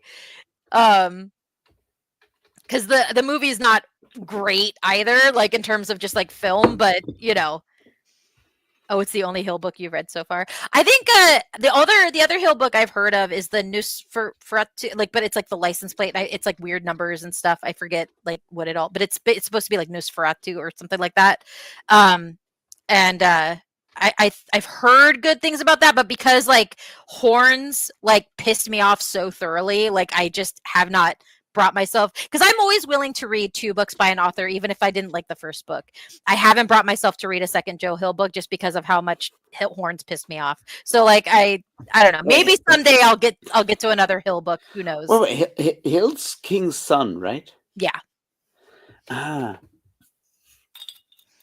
Yeah, because Joe Hill is a pin name for him. And I mean, and here's the thing, I respect him for that because he wasn't willing to use King's name to get him like whatever. Like, so like I'll give him that, but like like I really hope he gets, like I really hope he improved like from with other books, because woof, Horns was a hard read. Yeah, I remember, like, I have not read that because it sounded really stupid. I mean, like, what's funny is like you say that, but like that's like the premise is what had me interested, because I'm like, well, this sounds silly, and like I'm down for like dark comedy, like, but then it turned into some like dark religious anti-woman bullshit like real quick. And I was like, that's what I was like. If it was comedy, I would be fine with it, but it didn't sound like comedy. No, so I will say, I'll admit, I watched the movie before I read the book, right? Okay. And so that kind of like, so I had assumed, at least in genre terms, that it was still like, because I personally think the movie very much falls under like horror comedy, like, or like at least dark comedy, right? And so like, and so that's what I was hoping for from the book, and it was not. Like the book goes way more into like, what is it like, where it's like religious extremism, where like you're very much into like the punishment aspect of religion and stuff like that, and like, and it's very like about specifically about like the sins of the woman and and I just was like not about that at all, and I did not like how they portrayed, like how he portrayed the woman main character, like, and all of that. You're saying like flagellation is not your thing. Not as it pertains to religion, no. Like, well, yeah, in that case, yeah, I see the problem. yeah. Yeah.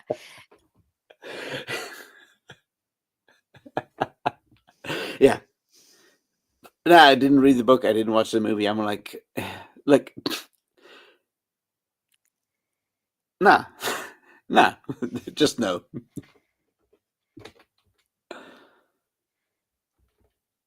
Let's see.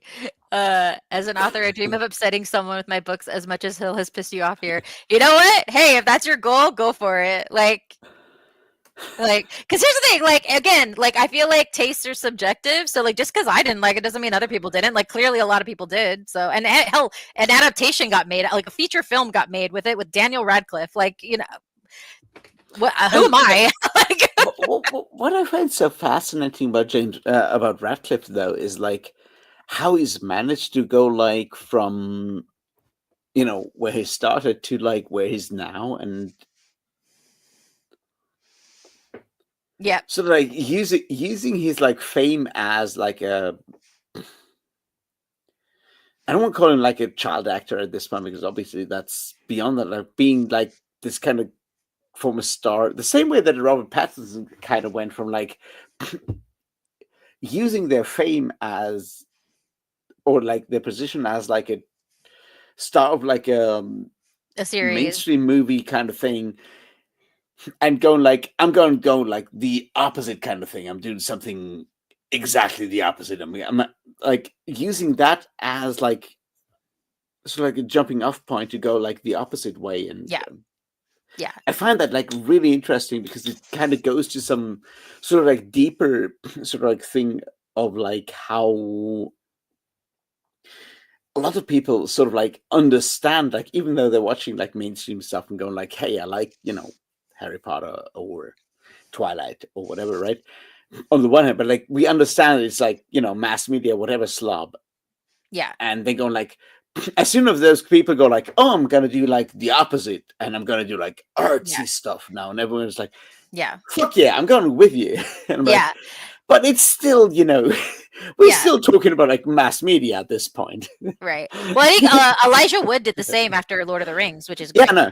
Yeah, and like, and here's the thing too is like I feel like what a lot of people don't realize, like with acting, is that, and the reason why like a lot of actors end up doing like probably not the best roles sometimes, is that it's still a job and you still have bills to pay for a lot of people. Like, yeah, there are like millionaires in Hollywood, but not everybody is necessarily that.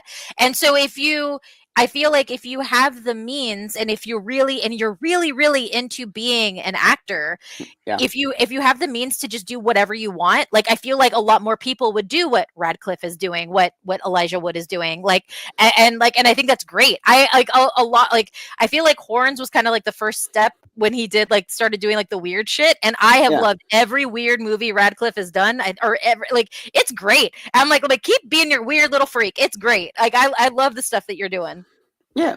At the end of the day, like, if you want to be an actor, right? And if, the millions you made in the past, allow you to do that, that's, Yeah. yeah, fine. Yeah, like one of my absolute favorite movies is Swiss Army Man, and that is weird as shit. And Daniel Radcliffe is in it, and I think it's great. Daniel Radcliffe, Paul Dano. It's one of the best movies. It's the same guys who did Everyone, Everywhere, Everything, Everywhere, All at Once, and Yeah. it's. I think it was their first feature film that they did, and it's one of my favorite films, and it's so good. And like, and not a lot of people know about it, and it's like, Uh-huh. and it's like I was kind of hoping that it would kind of get like kind of a resurgence because of Everything Everywhere All at Once, but it didn't. And that's like, I mean, it's a shame, but like I feel like it does deserve it deserves. It's very underrated. All right, Witchy, we've been doing this for like 3 hours. Yeah. How are you doing? I'm probably gonna have to hop off soon just because like I have to like get my kid back. You know. All right, so we should probably like, slowly, shut it down. Okay. But it's been so much fun. We should do this again. Yeah, for sure. This has been a lot of fun. I appreciate that you invited me on. I've had a blast. I definitely had some really interesting stuff to my TBR. So excited about that. Who knows when I'll get to it, but I'm definitely going to add it. Yeah, what could possibly go wrong? No, it was just like in general, like seriously, thanks for coming on. Everyone else, thanks for hanging out. Like, I don't take this for granted. And I hope you had fun. Yeah, I love the conversation that we like the chat was having. Like, this is great. Yeah, no, that's cool.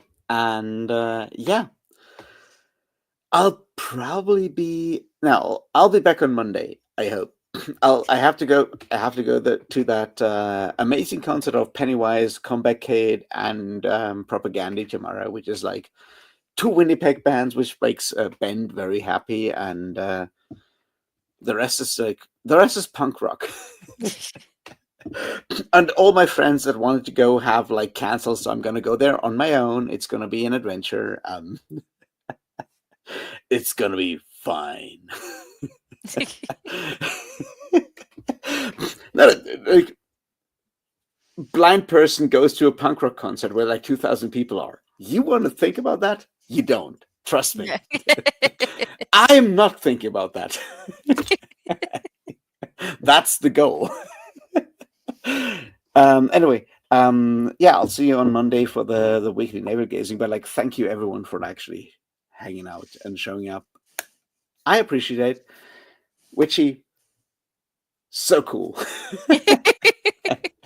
Thank you for having me. I really appreciate it. This was fun. Definitely up to doing it again. So I wish more people would collab with me. I'm still very small on the platform, but who knows? Yeah, it's one of the things I've learned is like you got to ask because no one else will ask you.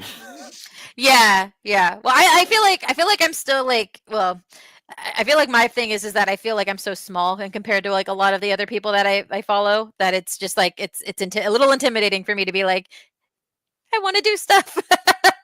No. But for me, it's like I'm looking for like cool people and angry people, and you're like right in that like sort of cross section of like cool angry people, and I'm like, guy. Yeah, I'm cool and I get angry about certain things. Yeah, exactly. And I'm like, yeah, I get you. Yeah. So yeah, subscribe to Witchy Reads. It's cool and angry. Sometimes. Yeah, from now on, you got to be cool and angry. Oh boy, I don't. Oh god, I don't know. I think. Oh god, if I were to what book? There was probably only one video on my channel that I can think of where like I raged a little bit against the book. Or no, two. There's two. There's the one I did Final Girl Support Group, which is Grady Hendrix, which again I have beef with, and he has no idea who I am. I just can't stand that author. I just can't stand how he writes women. But like, and then also I read Bunny, which was a book that like I was very baffled by. Very good. All right. I'm gonna slowly end this, and yeah, I'll see you somewhere. I'll see you somewhere. Bye, everybody.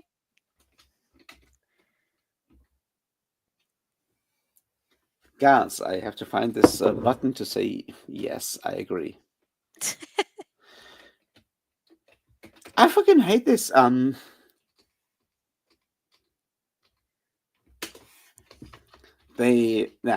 You don't want to know how hard it's actually, do stuff with like a screen reader. Oh, anyway, I'm sure it's not easy. All right, I found it. Anyway, thank you, everyone. It was so good. See you next time.